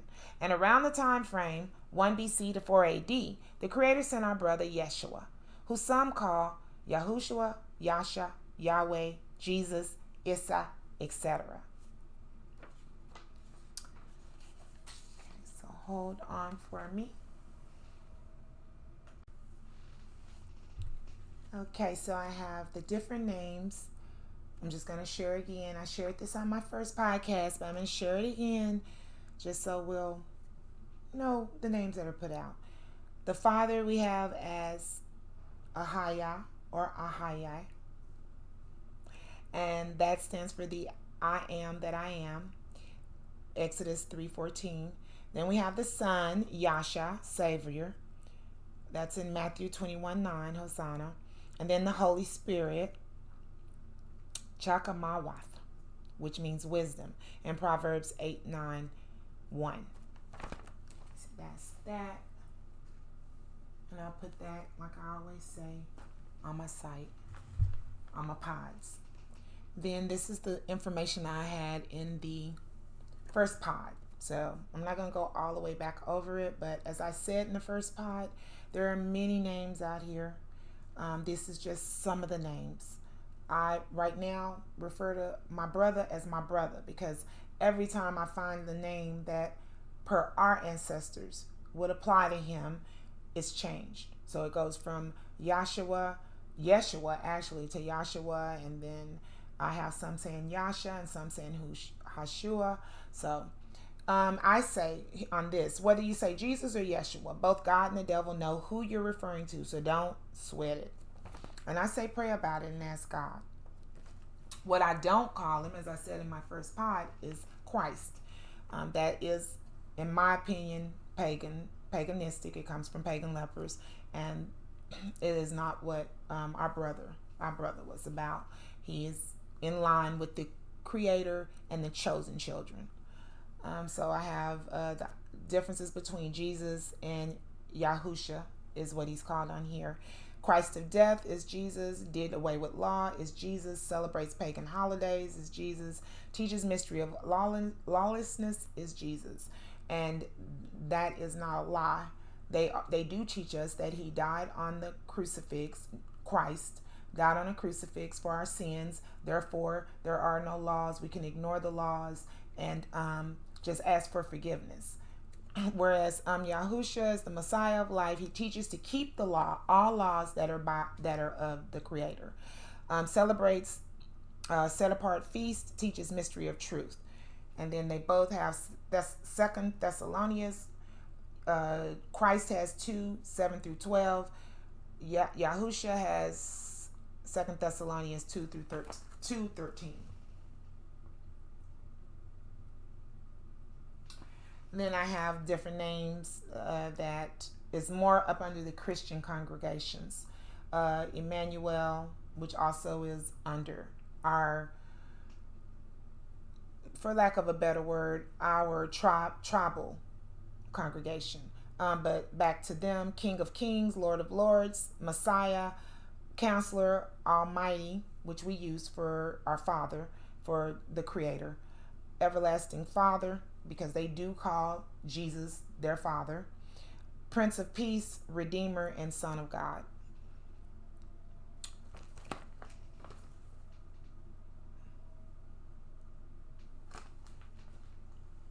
This one is this is supposed to be our Creator, Yahuwah. Everlasting Father, none like you, Almighty Father, how truly great and mighty you are. So even though they refer to our brother as being our father, I like to make the separation for us. I'm always going to note it. Primary names of God, they're back at calling our brother God. Yahweh, El, Melech, Elohim, Adonai, or Adonai for some, Abba, Avinu, Elah, and Hasim. And these are tribal names for the Creator. But some pagans have taken that and use it for our brother, Yeshua. As much as I know and pray that we need to be on one accord when we finally get our brother's name right and the Creator's name right, also known as the Most High, Yahuwah, Ahayaz, etc., it is not as important as getting the commandments right. It is important, but it's not as important as following the commandments. We don't need to be arguing over names when we need to be getting on our path. We need to be figuring out Scripture as we find out the correct names. We have been fed dozens of names, and as long as I understand the context in which the name is being used, I understand the message. But I am still researching, and because I understand that the Creator and our brother's names have been changed culturally over thousands of years, I refer to our brother as Yeshua or Yasha in most of my research. He was the only spiritual child of the Creator and physical child of Mary and Joseph to remain on path his entire life. Later sent to Africa / the Middle East to remind us of our wonderful lifelong familial covenant with our Creator, as well as to remind us of the warnings regarding Satan, sins, and abominations. Never forget, if sins and abominations are avoided, we will automatically stay on a positive, promised path. Pray, research, and please, please, please read all about it. We were selflessly told how to repent and get back on path if and when we've ignored the warnings and fallen off. Pagans and sellouts took the info, wrote it down, and manipulated it to serve their own evil purposes, which is why everyone needs to research and or ask the Creator for discernment and help deciphering what part our brother played in our history and why we were informed. It is said that many of our familial ancestors found their way back to the path during this time frame. However, we may never learn our true history regarding it because in the Western-led world, pagans have deliberately wiped it out of the history books, and we won't sit down long enough to chop it up with each other, nor our family that remained on path and stuck to the blueprint, receiving continual blessings and blessed lands. Also known as our fam, who are not as brainwashed / whitewashed as we are in parts of Europe, the Americas, parts of Africa, the Middle East, parts of Asia, India, Australia, and perhaps Antarctica as well. This is a little bit more information about Yahusha versus Jesus. And then Yahusha.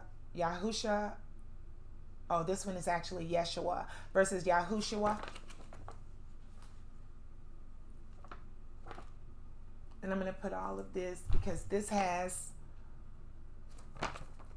115,000 results, which all of them won't be the exact results that we're looking for, but it's going to have something about one of those names in it. So I'm going to put that, of course, on the website. More about Yeshua and Yahushua.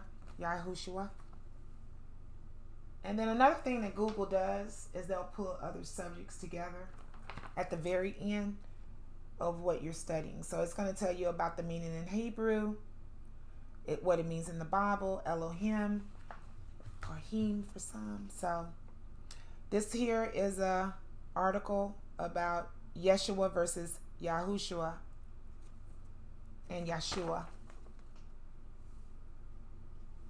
It's a very good article. I'll put this in there as well.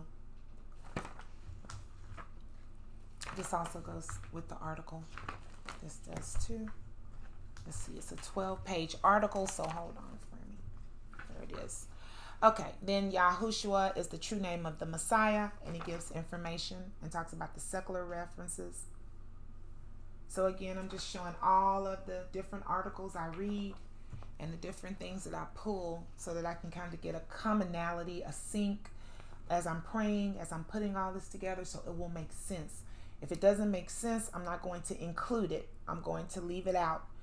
But our brother, being from the place that we've been told is Israel, per all the information I pulled over all these years, I'm talking about 30 plus years, really does show that he is a brown skin. He's in the image of God. And I don't know any Africans back from the BCs that were not in the image of God and brown skin. And he's from that tribe, from Israelite tribes with Abraham and all of our different ancestors. Therefore, he was brown skinned, and he came back, as many of our people come back, to warn us that we were going against the Creator and we were about to suffer. And that's the message I'm getting right now for us, as many of our people are. We're about to suffer with these people again. It's secular. It's going to happen over and over again until we stop sinning, until we stop going against the Creator. We will continue to suffer. This one is Yahuwah and versus Yahusha, and Jesus versus Yahusha and Yahuwah. All the different names that we've been taught, because there's different cultures. There's different cultures. There's different time frames. There's different places that we've lived. And of course, there are people trying to infiltrate and make us think that the name is something else. But just pray about it. Jesus was black. Did you know? So that's the information I pulled. It's a lot of information about him being black. Because it's been an ongoing argument ever since we've been told by pagans that he was white. This one even says, what is black? And it breaks it down some more. Like if you go on that site, if you pull this information up.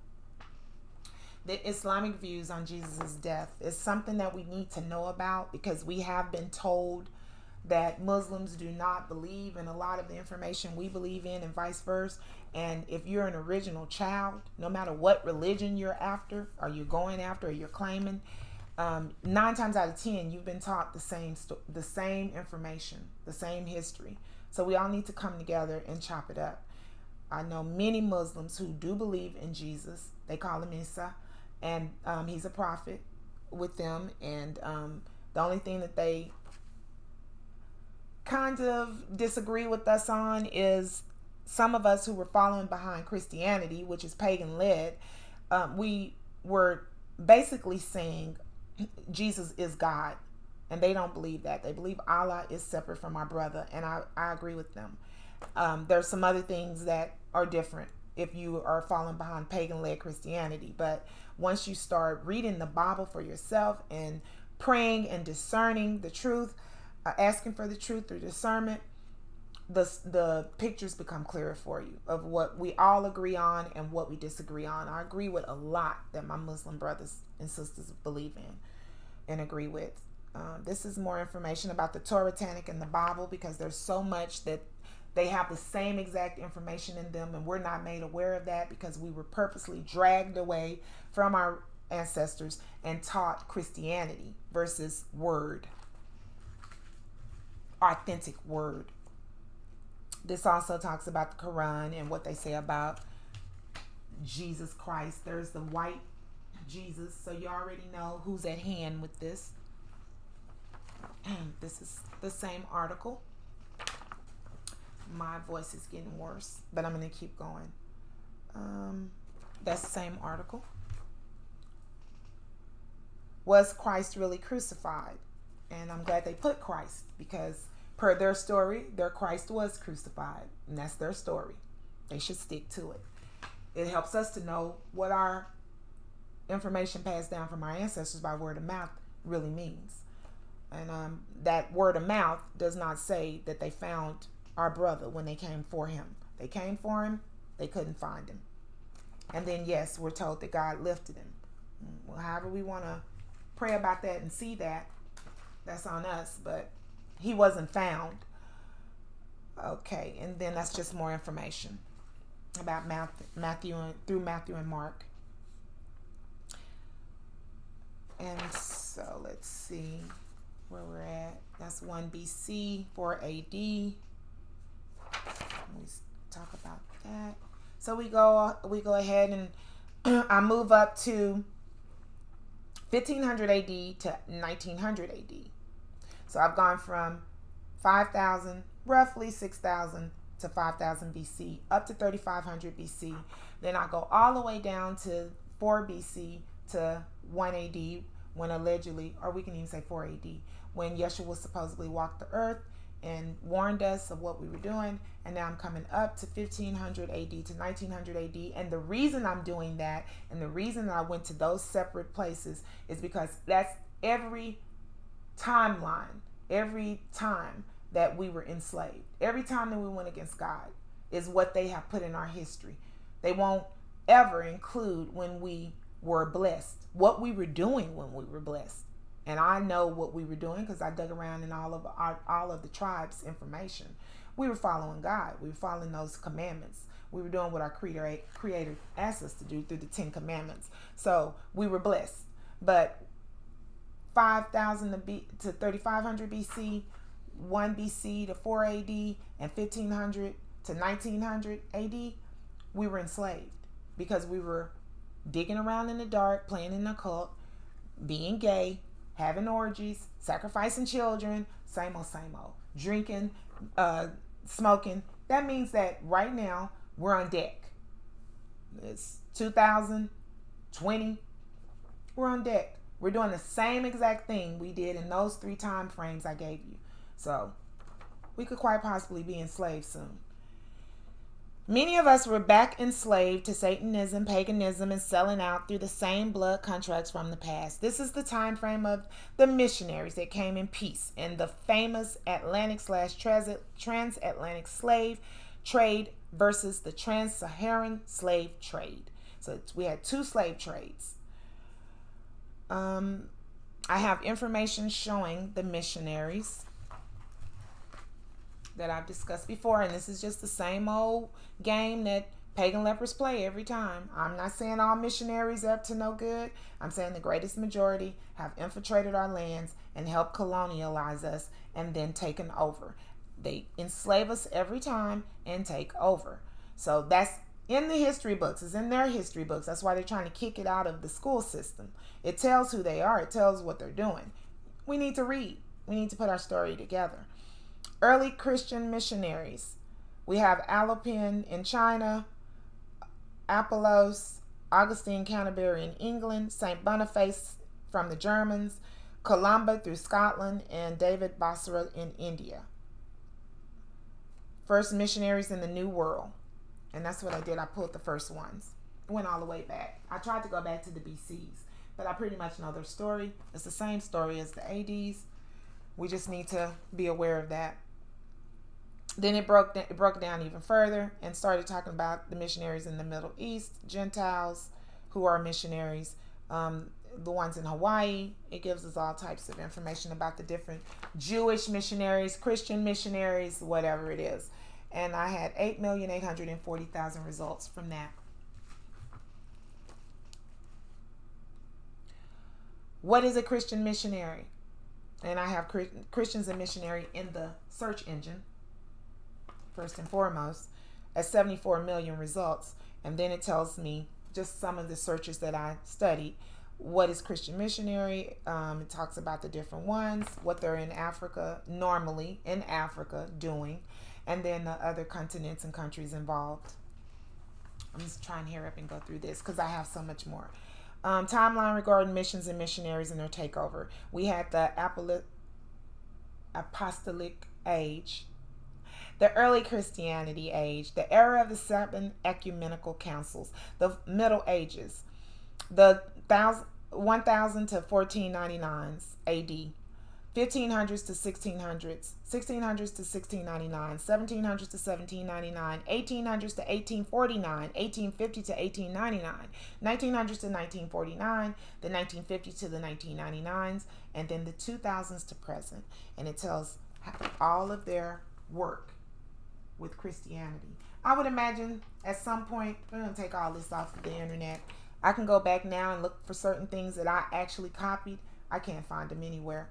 So I know that happens anyway. You know, you only have so long for things to be on the internet, but I feel like they do try and go back. They've made a contract, a blood contract, where they have to share certain things with us, and then they go back and they delete it if we don't read it, if we don't listen to it, if we don't pay attention. That's part of the contract. If we ignore it. Okay, I have keywords here in syncs. Catholics, which is a stolen word mixed with pagan culture and rituals. Stolen word from God mixed with pagan culture rituals. Then I have missionary / religious / institute / societies, which is pagan occult all up and through. I have proselytism, which is against the Creator's blueprint and word. That means just switching over to different denominations, inviting people into God's tribes, you know, that don't fit in his tribes. And then I have religious conversion, which is also against God. We're not supposed to convert, though many do. We're not supposed to. Per word. We were warned about every word above in word by word of mouth before we ever gave it away, sold it, or purposely helped add to it or took away from it. Hard heads make for soft ends. And slavery proves that. So I have 3 types of missionary perspectives here. The first one is multiplication. I didn't put them all here, but the 3 are in here. And no, I'm not going to pull them out. But it's, let's see here. Trying to see if the website is here. I'll just put it on my website. I'm going to pull that and pull it. Because it just gives you some information about who they are and what they use and the tools that they always fall back on in order to get our trust, infiltrate, and then teach us back something that we were born with. We have no business getting this information from anybody but our ancestors. 8 types of missionary work that make a lasting impact. And it gives the different works that they go through. And of course, they're our babies. That is who they're targeting. So after they war with us many times and kill off our adults who shouldn't be warring with them anyway, they should be on path doing what they're supposed to do. They then come back for our children and teach them whatever the BS is that they teach them. Which of these 10 types of missionaries are you? And they give different types of missionaries. And then again, the first missionaries in the New World. That's a whole little blurb that I didn't copy and put in there, but I have the website. They brag about their East India and Dutch India trading companies during 1600 and 1800 AD, which was nothing but legal slavery, plus their trickery to get access to land, immediately followed by warring so that they could take it over. This is what they call colonizing our ancestors, but it's just as I explained up above, trickery and stealing through faux contracts and war. So that's the East India Company.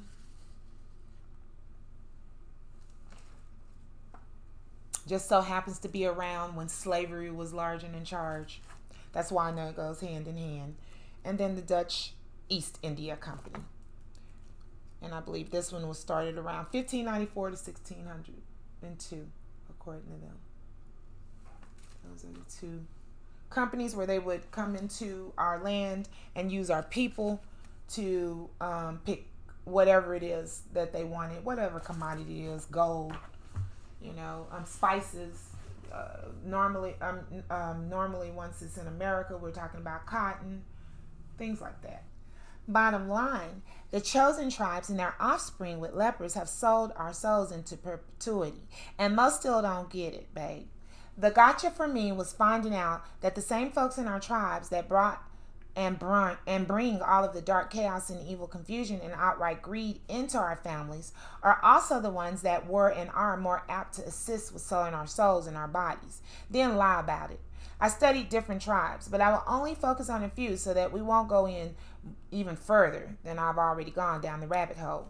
As I said, the same info is in my books and will be in my encyclopedias. I'll start with tribes in Nigeria, where there were Igbo-speaking slave traders. They were usually wealthier by Euro standards because they were doing shiesty shiz to acquire the root of all evil. The leaders and chiefs would be working with their pagan Euro master to collect hard-head criminals in the family, referred to as slaves by white folks. Whether they were performing labor, sexual favors, or both, they were made to service whomever captured them or brought them to be bought. They were considered property and could be sacrificed in occult ceremonies under the guise of normal religions if the chief or master deemed necessary. Some were buried alive with their dead masters like the Egyptians had done centuries earlier.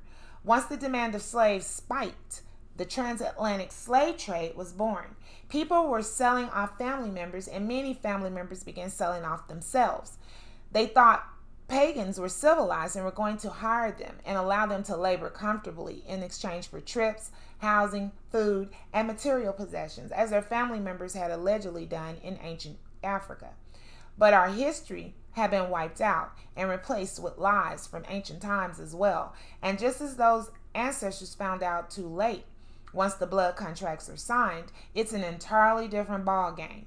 Many were made to work for hours on end for free, as well as service the master and mistresses sexually, and their family and friends. Our families were treated as chattel, bred with other slaves to make new slaves. The more demand for product, the meaner and pimpish the masters and their mistresses became. And America was said to be even worse than Africa. According to our lineages who sailed over with pagans, it was nothing like the system back home. We didn't understand that no type of servitude system should have been put in place. We were never given the okay to buy one another or use one another for sexual purposes or as a maid/butler, which is why the tables turned. We thought because Euros treated their family members that way when they made their siblings and cousins wait on them hand over foot or sent their mentally ill, crippled, and criminal family members to Australia and the Americas, it would work in our favor. Never has it ever worked in our favor to follow behind anything negative. Never. Many countries in Africa and surrounding Eastern countries jumped on the bandwagon and began capturing humans to sell with their little slave trading licenses. And once it eventually made its way to the Americas, our ancestors started having clarity. They could tell what was up for sale, them, which we now label as trafficking.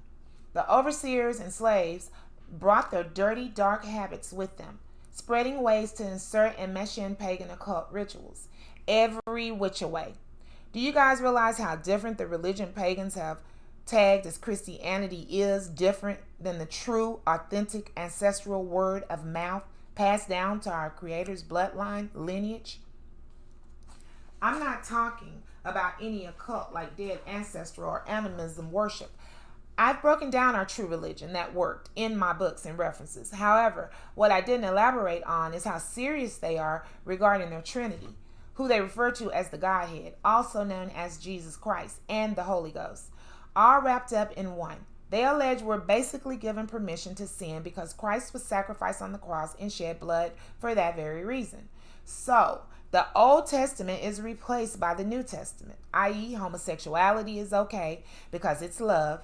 Lying and stealing is not a big time cause because you can ask for forgiveness. And as long as you love your neighbor, you will be taken up in the rapture. Per the word our ancestors passed down by mouth and scripture, we are to only acknowledge the Creator as our head. Our brother, who is not the Creator, was sent to help us get on path. Meanwhile, the Holy Spirit helps connect us to our Creator and to our brother. It is a beautiful feeling.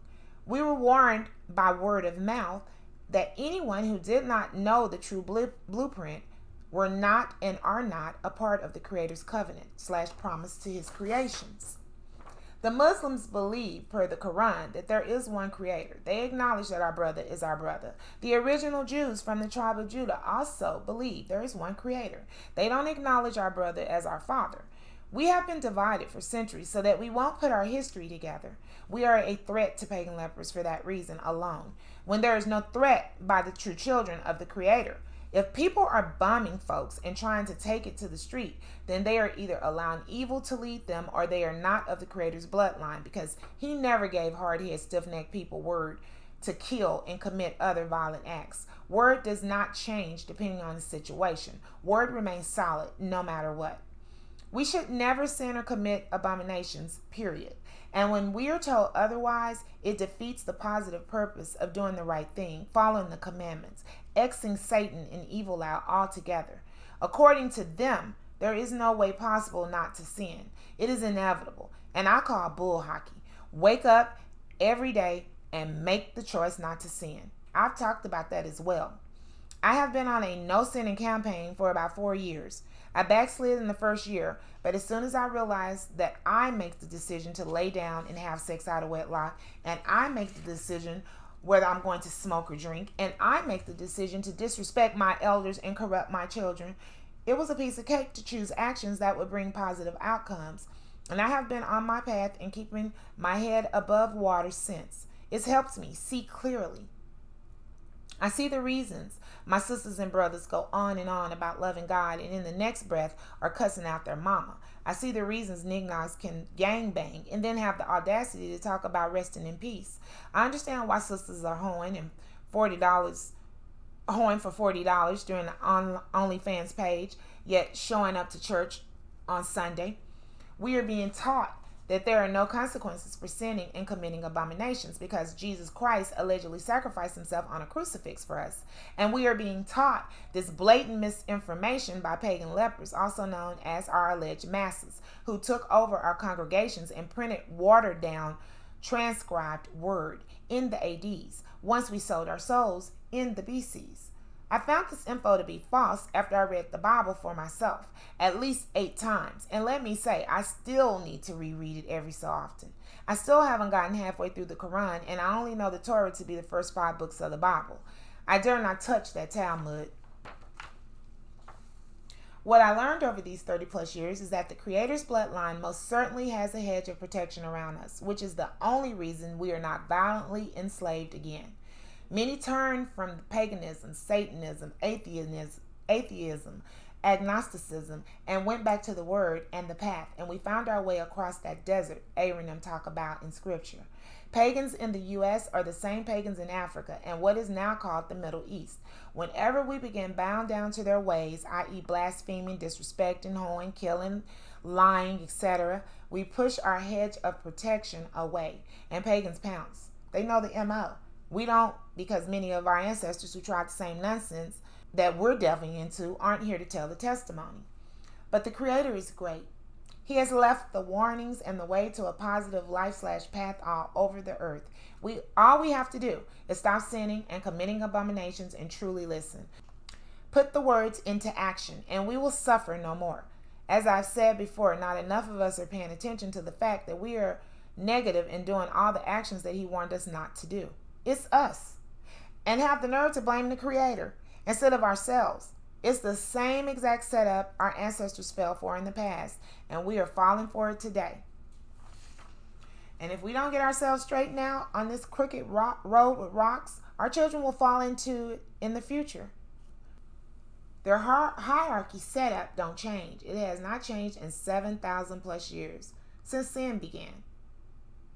In the BCs, it was the pagan-led king or pharaoh or emperor, the pagan-led priest, the pagan-led soldiers/military, the pagan-led scribes, educators, the pagan-led merchants, the pagan-led craftspeople, artisans, traders, the pagan-led commoners, and lastly, the pagan-led slaves who were once on path.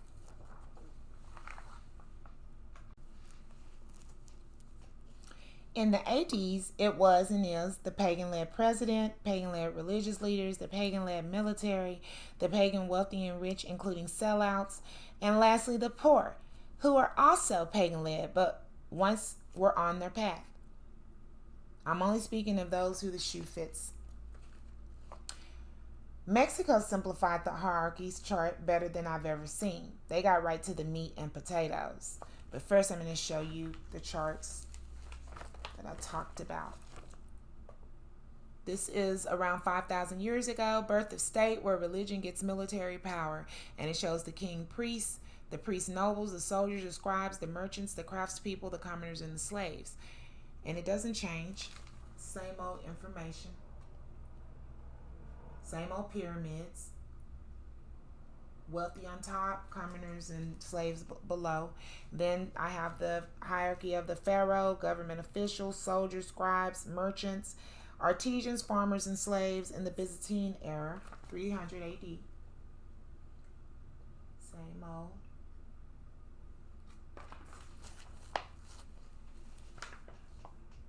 This is more with the Euros and the Americans picking up the Euro system. Capitalism, and I have Satan and evil on at the top. Pagan kings and presidents, pagan-led religion, pagan military, and pagan and sellouts. And under pagan kings and presidents, it has we rule you. Under the religion, it says we fool you. Under the military, we shoot you. And then the poor are underneath with we feed all, we work for all, which is not always true. But it just shows the capitalist system that we're under. And then Mexico's 2 cents, which I loved, was the wealthy elite European, the middle class mestizo, and then the poor majority Amerindian African. So the Indians and the Africans are at the bottom in Mexico. I'm going to put all of those in my on my page as well. Then I have a bird cartoon that I used in my first pod, and it applied to this one. It shows the American and European pagan hierarchies as well. in my opinion anyway. It's the rich, the upper middle class, the middle class, and then everyone else. So there's the rich at the top pooping on everybody underneath them. And the poor, everyone else's, are just covered in poop. Then I have, what if I told you that the left wing and the right wing belong to the same bird, with one of our Indian ancestors on that? And I would believe him. I agree.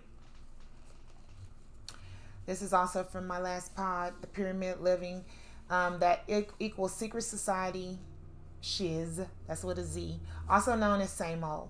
We have Satan, excuse me, demons in the dark, and under that is marked elite leper pagans, then their offspring and sellouts who can pass, then sellouts who can't pass, that are mixed, quads, octos, etc. Then semi-sellouts that are offspring with that have offspring with pagans. Here at the very bottom in the minds of pagan lepers are the offspring of pure black children of God. So we're at the very bottom. And I didn't make a pyramid for that. I just wrote that out. Then I have the Old World Order, which I call OWO. Under that is plantation living, reservation living, country living, and city living, which is modern day plantation living under the New World Order, the NWO. And then under the other part of the New World Order is the modern day plantation financial slavery markets. They focus on the gross national product, which leads to focusing on unemployment, inflation, and growth trade, to keep up the facade that we are living in a democratic society. However, the real focus is only on the GDP and how much resource material money is being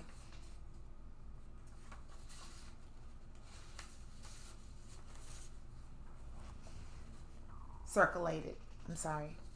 And then I have another hierarchical pyramid that shows people with knowledge, then the ruling bodies, governmental officials, common high-end workers, soldiers, merchants, craftsmen, farmers, and builders under the alleged democracy.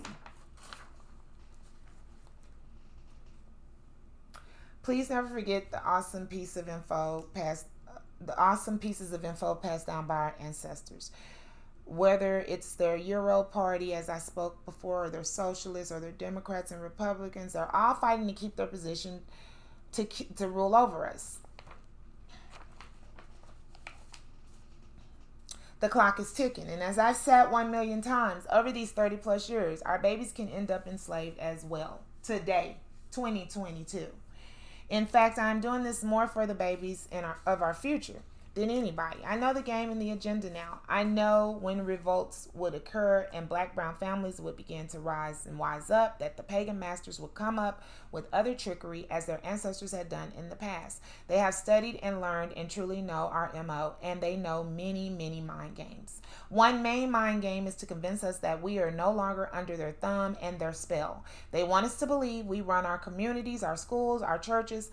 And if they're able to get sellouts to believe this hype, they can use the sellouts to get others to believe it through marriage, employment, politics, fraternities, clubs, and gangs.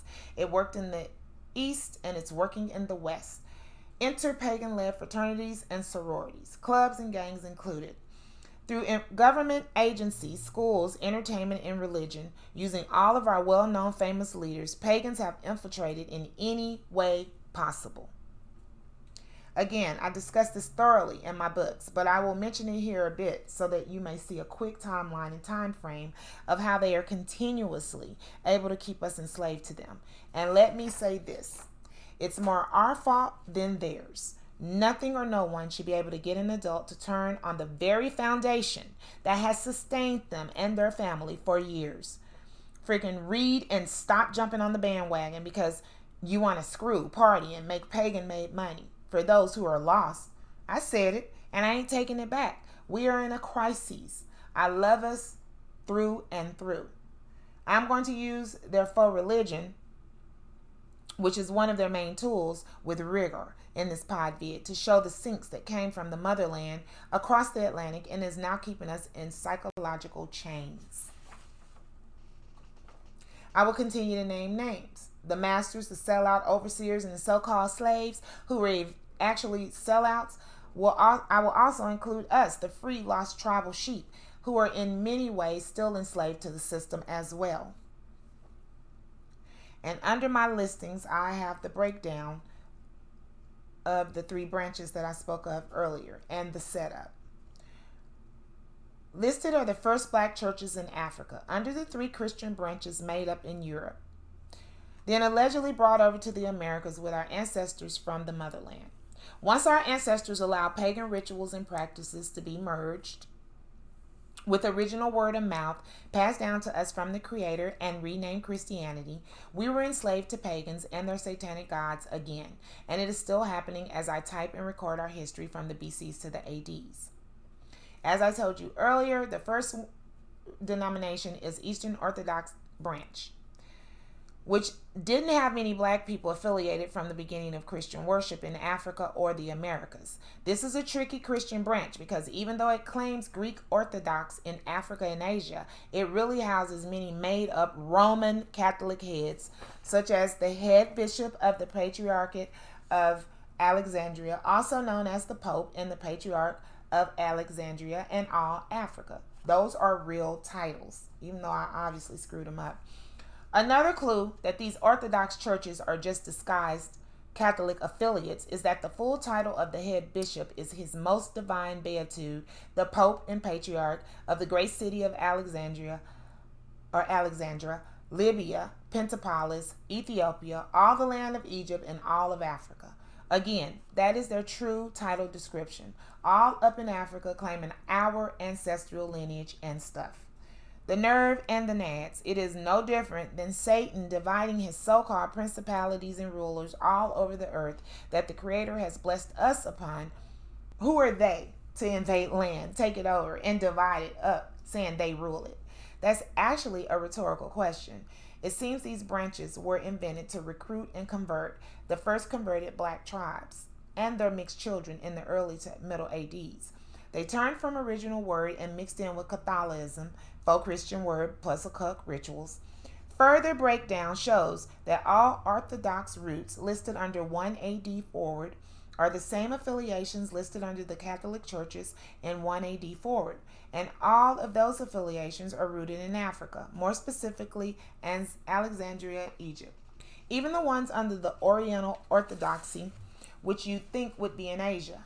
Nope. The state church of the Roman Empire houses the Orthodoxy Church, the Catholic Church, the Imperial Church, the Imperial Roman Church, and the Byzantine Church, and they all have these ancient ties to Africa, let them tell it. Yet they barely deal with black people as a whole group. Thank the Lord. That is until they're high-siding about mission work. And get this, all of those churches that are ordained and led by pagans and sellouts birth all of the Christian denominations, i.e.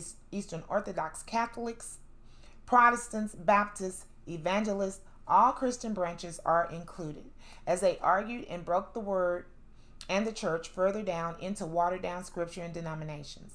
Every Christian branch is in cahoots with the setup and following basic pagan roots and rituals.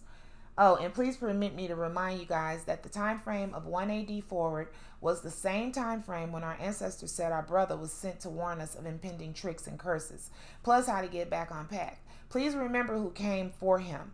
Romans, alleged Christian Romans, who derived from the Greeks, who derived from the Aryans and barbarians and Neanderthals and ancient biblical lepers. Recall who allegedly hung him and why. Slaves and free people of color spreading the faux alleged gospel.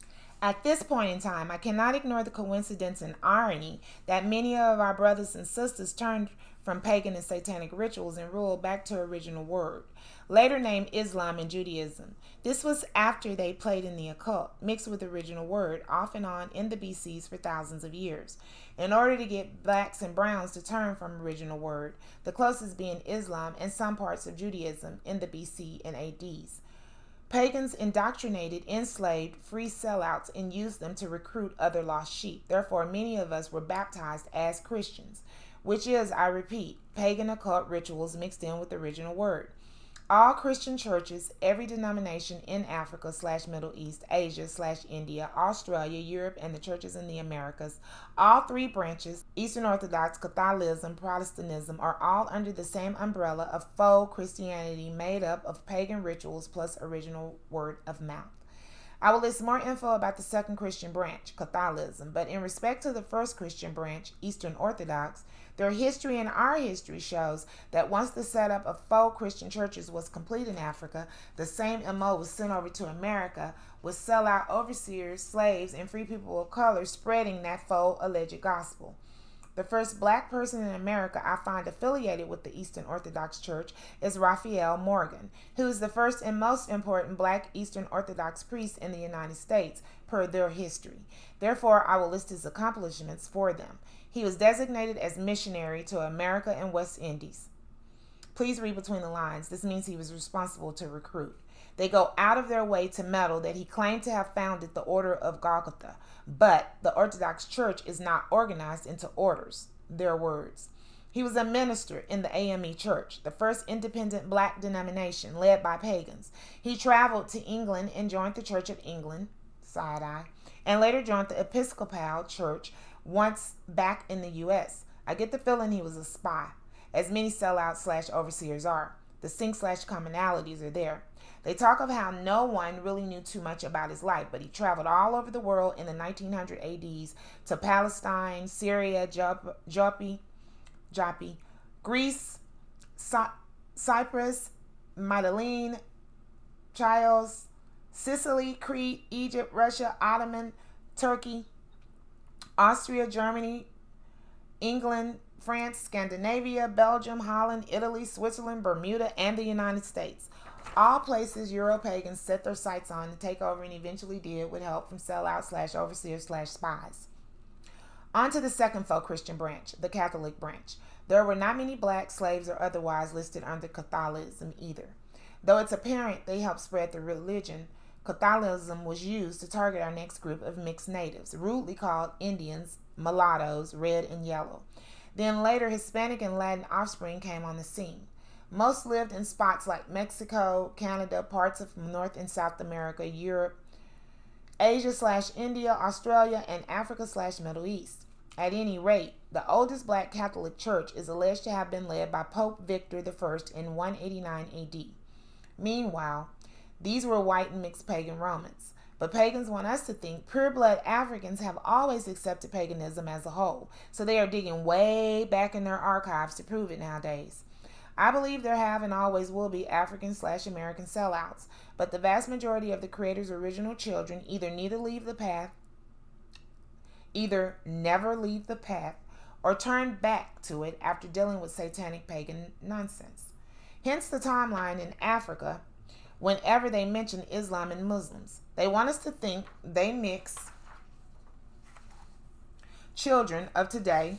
They want us to think that mixed children of today who do not claim their black bloodline are the majority of practicing Muslims. But there are many black, brown, chosen Muslim children who came from the original tribes back in the early ADs. Millions of our original chosen black, brown blooded family members stayed on path or turned back to original word, which was later labeled Islam. This is why pagans hate them so much and try to get us to hate them as well. They turned back to the path, the original word, the blueprint, like we need to today. Quote from Google article concerning the Catholic Church in Africa. The growth of Catholicism in the region after the French conquest was built on European colonizers and settlers, and these immigrants and most of their descendants left when the countries of the regions became independent. So that means they came in and mixed up with the original children and got them to go against God and spread all of their nonsense, and then they left. And the original children turned their back to original word as groups of sellouts continued to push the pagan satanic agenda for their masters. They also break down branches / denominations of Catholicism, the Latin Church, the Alexandrian Rite Eastern Catholic churches, the Ethiopian Catholic Church, and the Eritrean Catholic Church. While bragging of Catholic monarchs being over Congo, Uganda, Rwanda, and Burundi. I want to note that both the European and American Catholic churches do not give dates of their inception. Instead, they ride the coattails of Africa, Asia, and South America, talking more about Christianity than Catholicism. South America has the most detailed information regarding the Catholic Church and the mission starting in 1492. This is the time frame where they pretend the first natives are the mixed children bred between Africans and pagans who were later called Indians, mulattoes, red and yellow, etc., which in essence, natives to the land, indigenous people, and aborigines are the original black-brown tribes. I use black because black has been used for hundreds of years in many references, being that our ancestors' skin was so dark before mixing pink leopard's blood in. It looked jet black at times. Therefore, I use it to complete my research. I know the color of our skin is actually brown, hence the reason I add brown as well. Anywhoozlebees. The missions in Mexico, Canada, and the Americas, South and North, were derived from the missions in Africa, etc. They were all a part of the takeover of our tribes and our lands. Once they lied about coming in peace, they indoctrinated the natives into trusting them, marrying them, befriending them, setting up their governments, joining their fraternities and sororities, allowing them to build schools, educating the children, building hospitals, digging up land for parks, etc. All of this to continue their rituals and leave behind what was promised to their ancestors by the Dark Master. Sorry, not sorry. It is the truth. Their history proves it, and so does ours. Show me I am wrong. They went from continent to continent, country to country, state to state, city to city, town to town, with the same lies of peace and unity as they warred and took over because our families were going against the blueprint, turning to a cult with them until they turned on our ancestors, and once the warring broke out, they always had better weapons. After they conquer us, thanks to sellouts, they would enslave us, and then at some point, we'd repent, pray, and of course, uprise. Pagans would realize we were back on path, so they'd gather up sellouts to lead. They would pretend we'd gained independence, but we'd still be under their pagan occult laws in old world order / new world order setups. This is their MO. It does not change, and neither do sellouts. Unfortunately for lost sheep trying to find the path, most don't realize that the faux half-pagan, half-original word religion I've described was and is used as the main tool, which is why we need to know authentic history in the pagan sellout setup. So, back to the breakdown of black Catholic missions and missionaries. The oldest black Catholic church in North America was in Louisiana, started by free blacks, pagans afoot, in 1841. Mary Elizabeth Lange, a black Catholic missionary who founded the Oblate Sisters of Providence, the first African-American religious congregation, fled to Cuba to become free in the 1800s AD. Sister Mary was the first African-American Mother Superior. She was beatified and in 2004 honored as a servant of God. She is also venerated by Catholics in Baltimore. And may I add, veneration is rife with occult and warned about in word.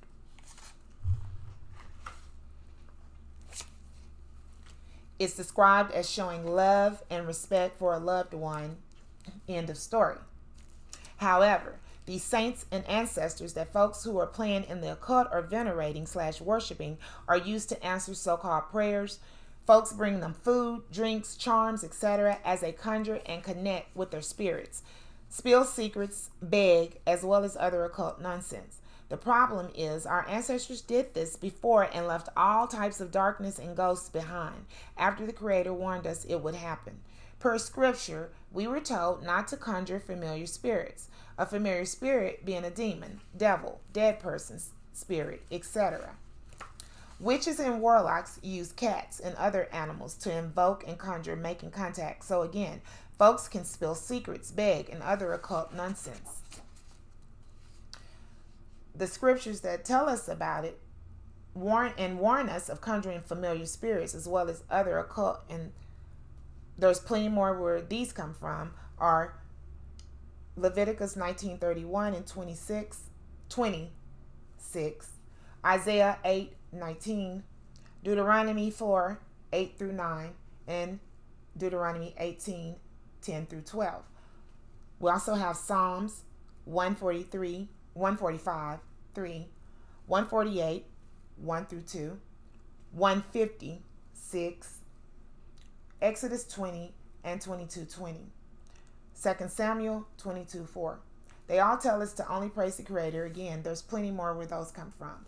And even though I read those and didn't use books, I will put them on my page.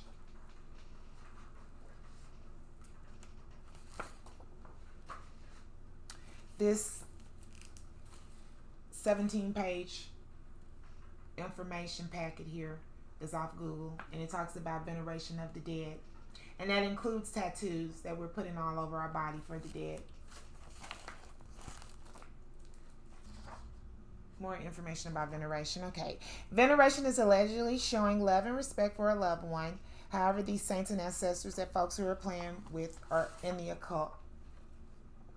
So many love to interpret scripture to benefit our wants or allow someone to teach us the word that needs to be learned through discernment and a personal relationship with our Creator, who we are in the image of when following that blueprint.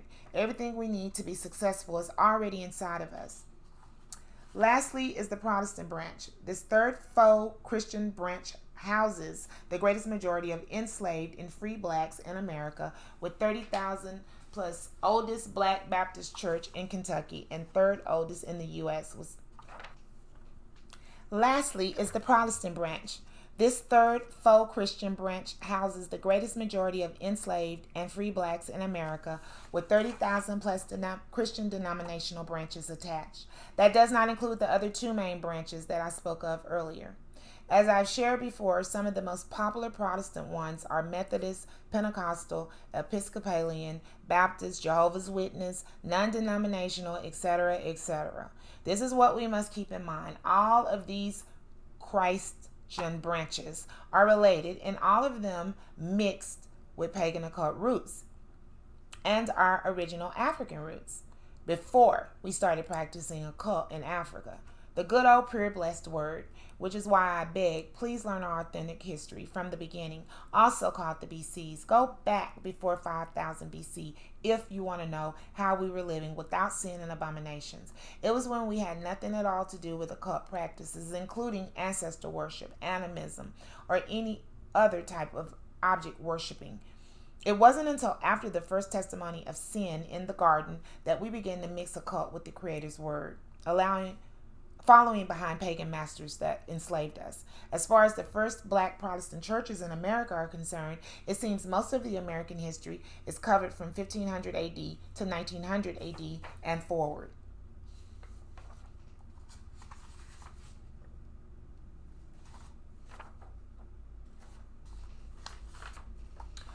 The oldest Black Baptist church in Kentucky and third oldest in the U.S. was founded by slave Peter Durant in 1790 AD. African Methodist Episcopal Church, also known as AME, founded by former slave Richard Allen, his master was Stokely Sturgis, was in the 1700s AD. First Episcopal Methodist Church in the States was founded by former slave Absalom Jones. His master was Wincop in the 1700s AD. Absalom Jones and Richard Allen started the Free African Society, a fraternity, so pagan occult is afoot. James Varick, first bishop of the African Methodist Episcopal Zion, his master was Van Varick, was in the 1700s. The first African Baptist church, founded by John Mason Peck and former slave John Berry Meacham, was in St. Louis in 1817 AD. So I've named at least 5 people. 1, 2, 3, 4, 5, and they all had masters, and they all were slaves, and then they were given carte blanche to get the rest of the slaves to go into these churches and worship with them. Christian Methodist Episcopal was led by white colleagues through Bishop William H. Miles and Richard H. Vanderhorst in order to sway the Black congregation in 1870. The Church of God was based on interracial worship and led by male and females, as well as black and white ministers and preachers in 1881.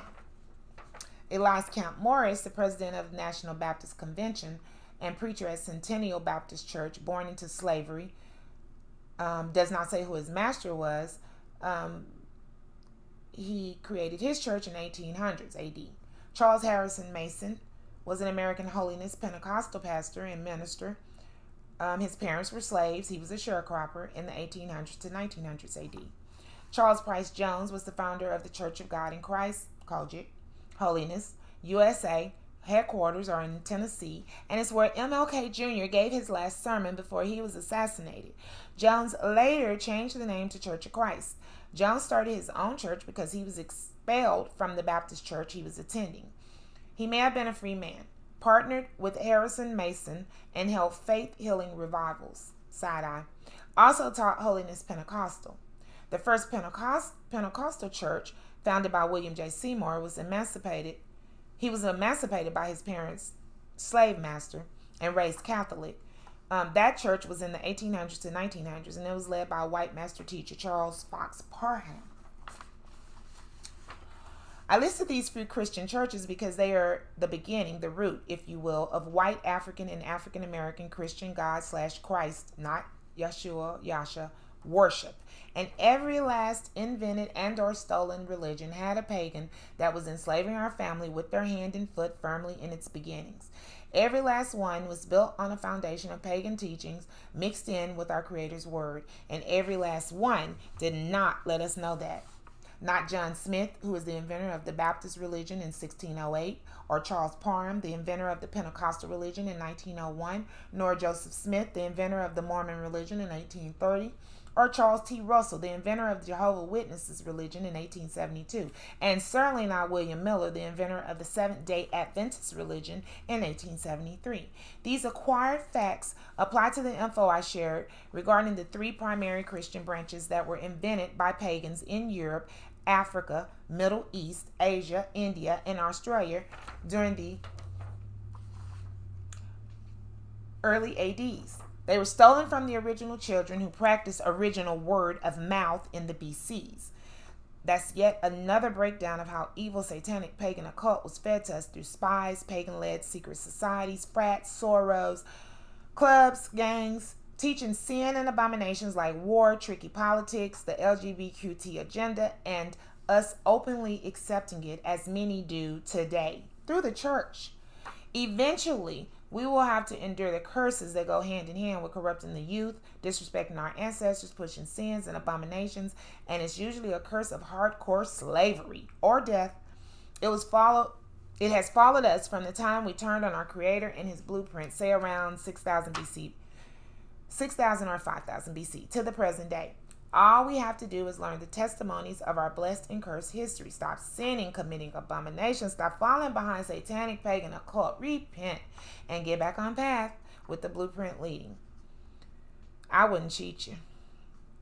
Please follow me to podcast 5 if you want some more evidence of famous sellouts and who have helped lead us astray. I found it helped me to stop taking anybody's word for true unless I researched and had evidence to back that spit up. Plus, the pods aren't as long. They're long, but not as long as this pod.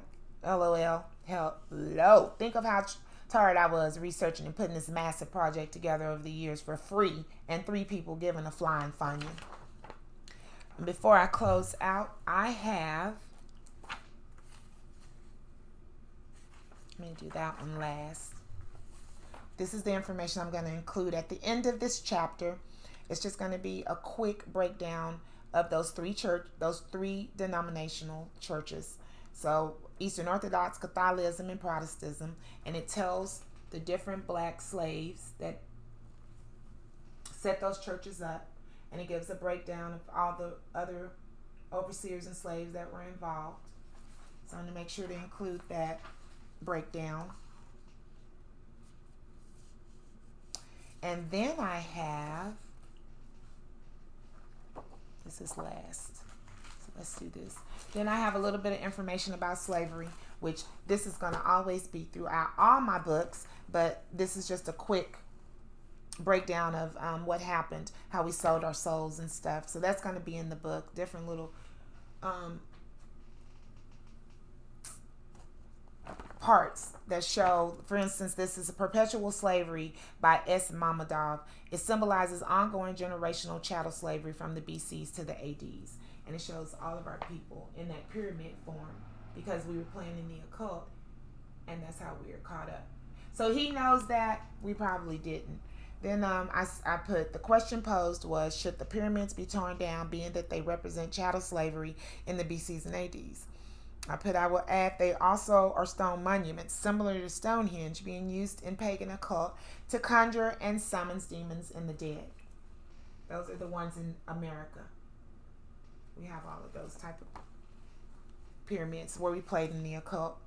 And then this is Africa before American slavery in a Jim Crow museum. Timeline was 3100 BC to 1600s BC. And so there's no way that, maybe there's some time between that we weren't enslaved, but there was enslavement at that time. I'd say go to this museum though, because they have really good information. They started 4200 BC, and most references do not. So I was able to pull some information. This right here is a Louis Vuitton campaign in modern day slavery. April 2017, they were playing in those chains that they put around our neck. You'll find that a lot throughout their history and their fashion. They go back to meddling a lot about having us enslaved.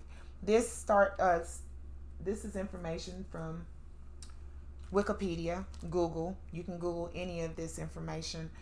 You don't have to just use Wiki, especially since people feel it's not the best. But it tells us that slavery began 3500 BC to 1860 BC, and that's just the Egyptian timeline. But it's very thick. It gives you a lot of information. I don't know how many pages it is about slavery. And then this is more of it. Same thing. Gives you information about slavery as part of that. Slaves, chiefs, and labor on the northern northwest coast. That's a site that gives us information about slavery. I pulled these to help me put all of this together. What was the major export of Africa in the 1500s? It was gold, ivory, and pepper. That's the reason we were enslaved. We were selling that.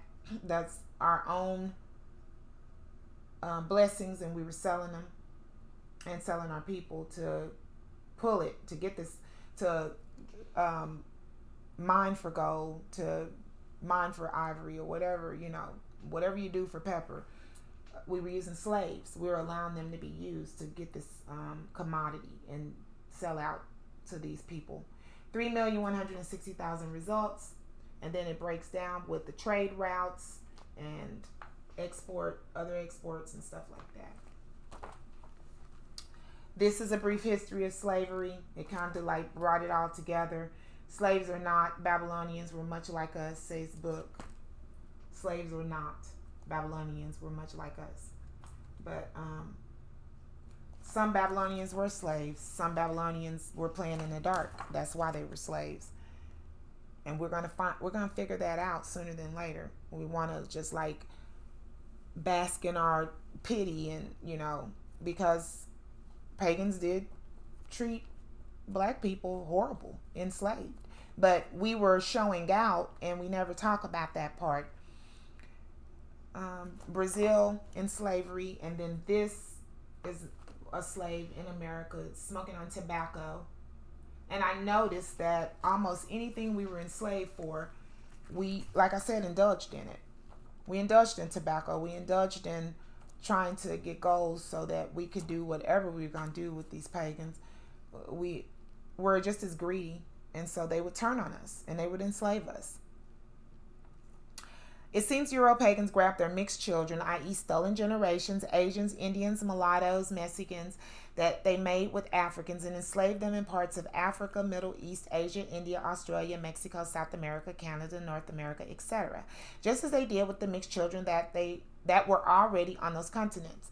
Europe's brown children are included in this evil scheme, and if there were ever a brown civilization in Antarctica, I'm certain the pagan agenda and MO wouldn't have switched up. So this is just showing Europe, North America, Caribbean, Spanish mainlands, Brazil, Africa, all of the slaves from 1501 to 1875 that were enslaved normally by their own white father or white mother. You'll find that a lot. This is the transatlantic slave trade ordinance in 1619 to 1810. this is how I was able to bring this information together so quickly at times, because there's only a certain time frame that we turn from God that they wrote about. And it's normally, as I said, those 3 time periods I gave: 5000 BC to 3500 BC, 1 BC to 1 AD, 4 BC to 4 AD, and then 1500s to the 1900s AD. Those are the 3 times that they wrote about it, and we did the same exact thing. Same actions. They did the same actions, we did the same actions. Same people were involved. So that's how I was able to pull all this together and see that there's a group of people who have always gone against God, who enslaved us, the people who were on the path and then turned from God, and then, they abused us, they enslaved us, blah, blah, blah, blah. Well, stay on path, stay away from it. Then this is the origins of the 388,000 slaves disembarking to North America. It goes hand in hand with that one, 1619 to 1860, and it shows all the different places that they feel we came from as slaves. I say some of us were already in certain land, and at one time all this land was considered one landmass, and many of us did the same things. We need to study our own history and figure like specifically what these land masses really were and how were they separated and renamed and thus far. Origins of Africans deported to the United States, same information. So I got the Bight of Benin, West Central, the coast, the Sierra Leone, Senegambia. I'm going to add all of that. It just shows more slavery information, how we got over here, some of us. To be sold on board the ship on Tooth Day, the 6th of May, Negroes. That's an ad of our people for sale. And I believe that's in the 1600s. But this one is in the 1800s. Negroes for sale. I'll put those in my book. In my website as well as my book. My encyclopedias. Timeline to Freedom shows the ships that we built a lot of times that ended up being used against us. And it's just a short little time frame from 1849 to 1922 showing how we were enslaved.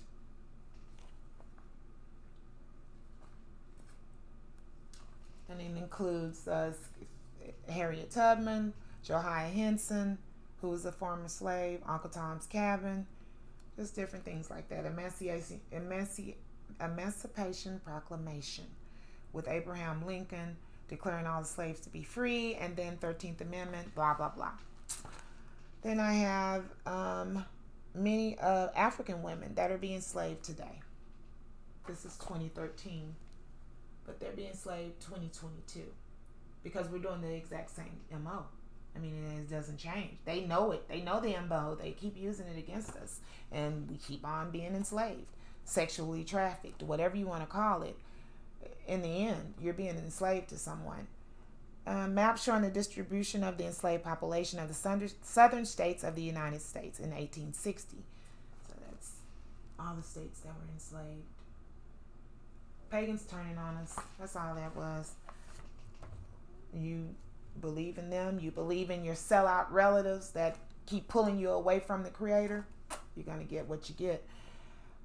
When did Britain agree to stop slavery? Because the reason I printed this is because I saw this big picture where, as usual, pagans were fighting over us. So whether it was Republicans and Democrats, whether it's the Brits and the Americans, whether it's woman that believes in Christianity, a white woman that believes in Christianity, or a white woman that believes in Satanism, they're fighting for our souls as a rule. And this was just questioning, when did Britain agree to stop slavery? And it's 1807. And you'll notice that America continued to enslave us after 1807. So they go on and on about fighting for us, and we're helping them fight. Our ancestors were helping them fight, but they didn't stop enslaving us. According to Europe, they stopped, even though they still enslaved us at some point. 1500 to 1800 AD to be exact, and I'm sure it was more than that. And then this is one of my timelines. that I'll include. I have about 3 timelines I had to write while I was doing this. And lastly, some sites that have great info concerning our spiritual connections with the Creator and the tricks used to bust that up. I have Anthony McGee. He's included because this brother, he pulls info from all types of people, spreading the word and trying to get on path. He leans to the Israelite path, but he shares all pertinent info that can help us get on path. I've included him in my pods before. Then I have Become Set Apart on TikTok. This brother is on the Not Serene tip and goes deep into breaking down word and the history of our testimonies. Once you're on path, it is really important info that helps bring the picture together. Dead Hidden. This is a white guy who has some really good info concerning word. However, he pushes the rapture and the Trinity. So always, with anybody, pray for discernment, but especially people who are pulling you away from original word. For God and Country, good info from different races, sharing what they have found on their journey to put our histories together. This is also TikTok. All of these ads are under TikTok. Ty Jackson, he's a brother. Is still on the faux Christian tip, but he has information that coincides with the blueprint and the Creator's word. And then I ask for prayers for discernment. It's necessary in researching and studying our roots and testimonies. And then I give loving tips to close out this particular pod. But like I said, I have 2 more pods. This is 4. This is number 4. I have 5 and I have 6. 11 tips for the family. Don't assume you know everything already. We all learn as we grow wiser. No one is too old to learn something new or too young to spread knowledge. Please remember to take breaks when researching and studying. And we're about to take a break. Set time frames and goals to research and study. And please, please, please always pray for discernment while allowing the Creator to guide you. Much love on your journey. And much love to my sisters and brothers. So I'm going to take a break. And then I'll come back and do pod 5. And then pod 6, and I'll be through with these pods for a while. I'm going to start on my encyclopedias and pushing my website more and pushing my others social media pages before they close them down, and they are going to. It's only a matter of time before these people learn that we're starting to put this information out here and waking up more of our family members, and they never play fair. They don't play fair, as a matter of fact, on the social media platforms right now. And I have information about that in pod 6. But love you, brothers and sisters, and I will see you on pod 5.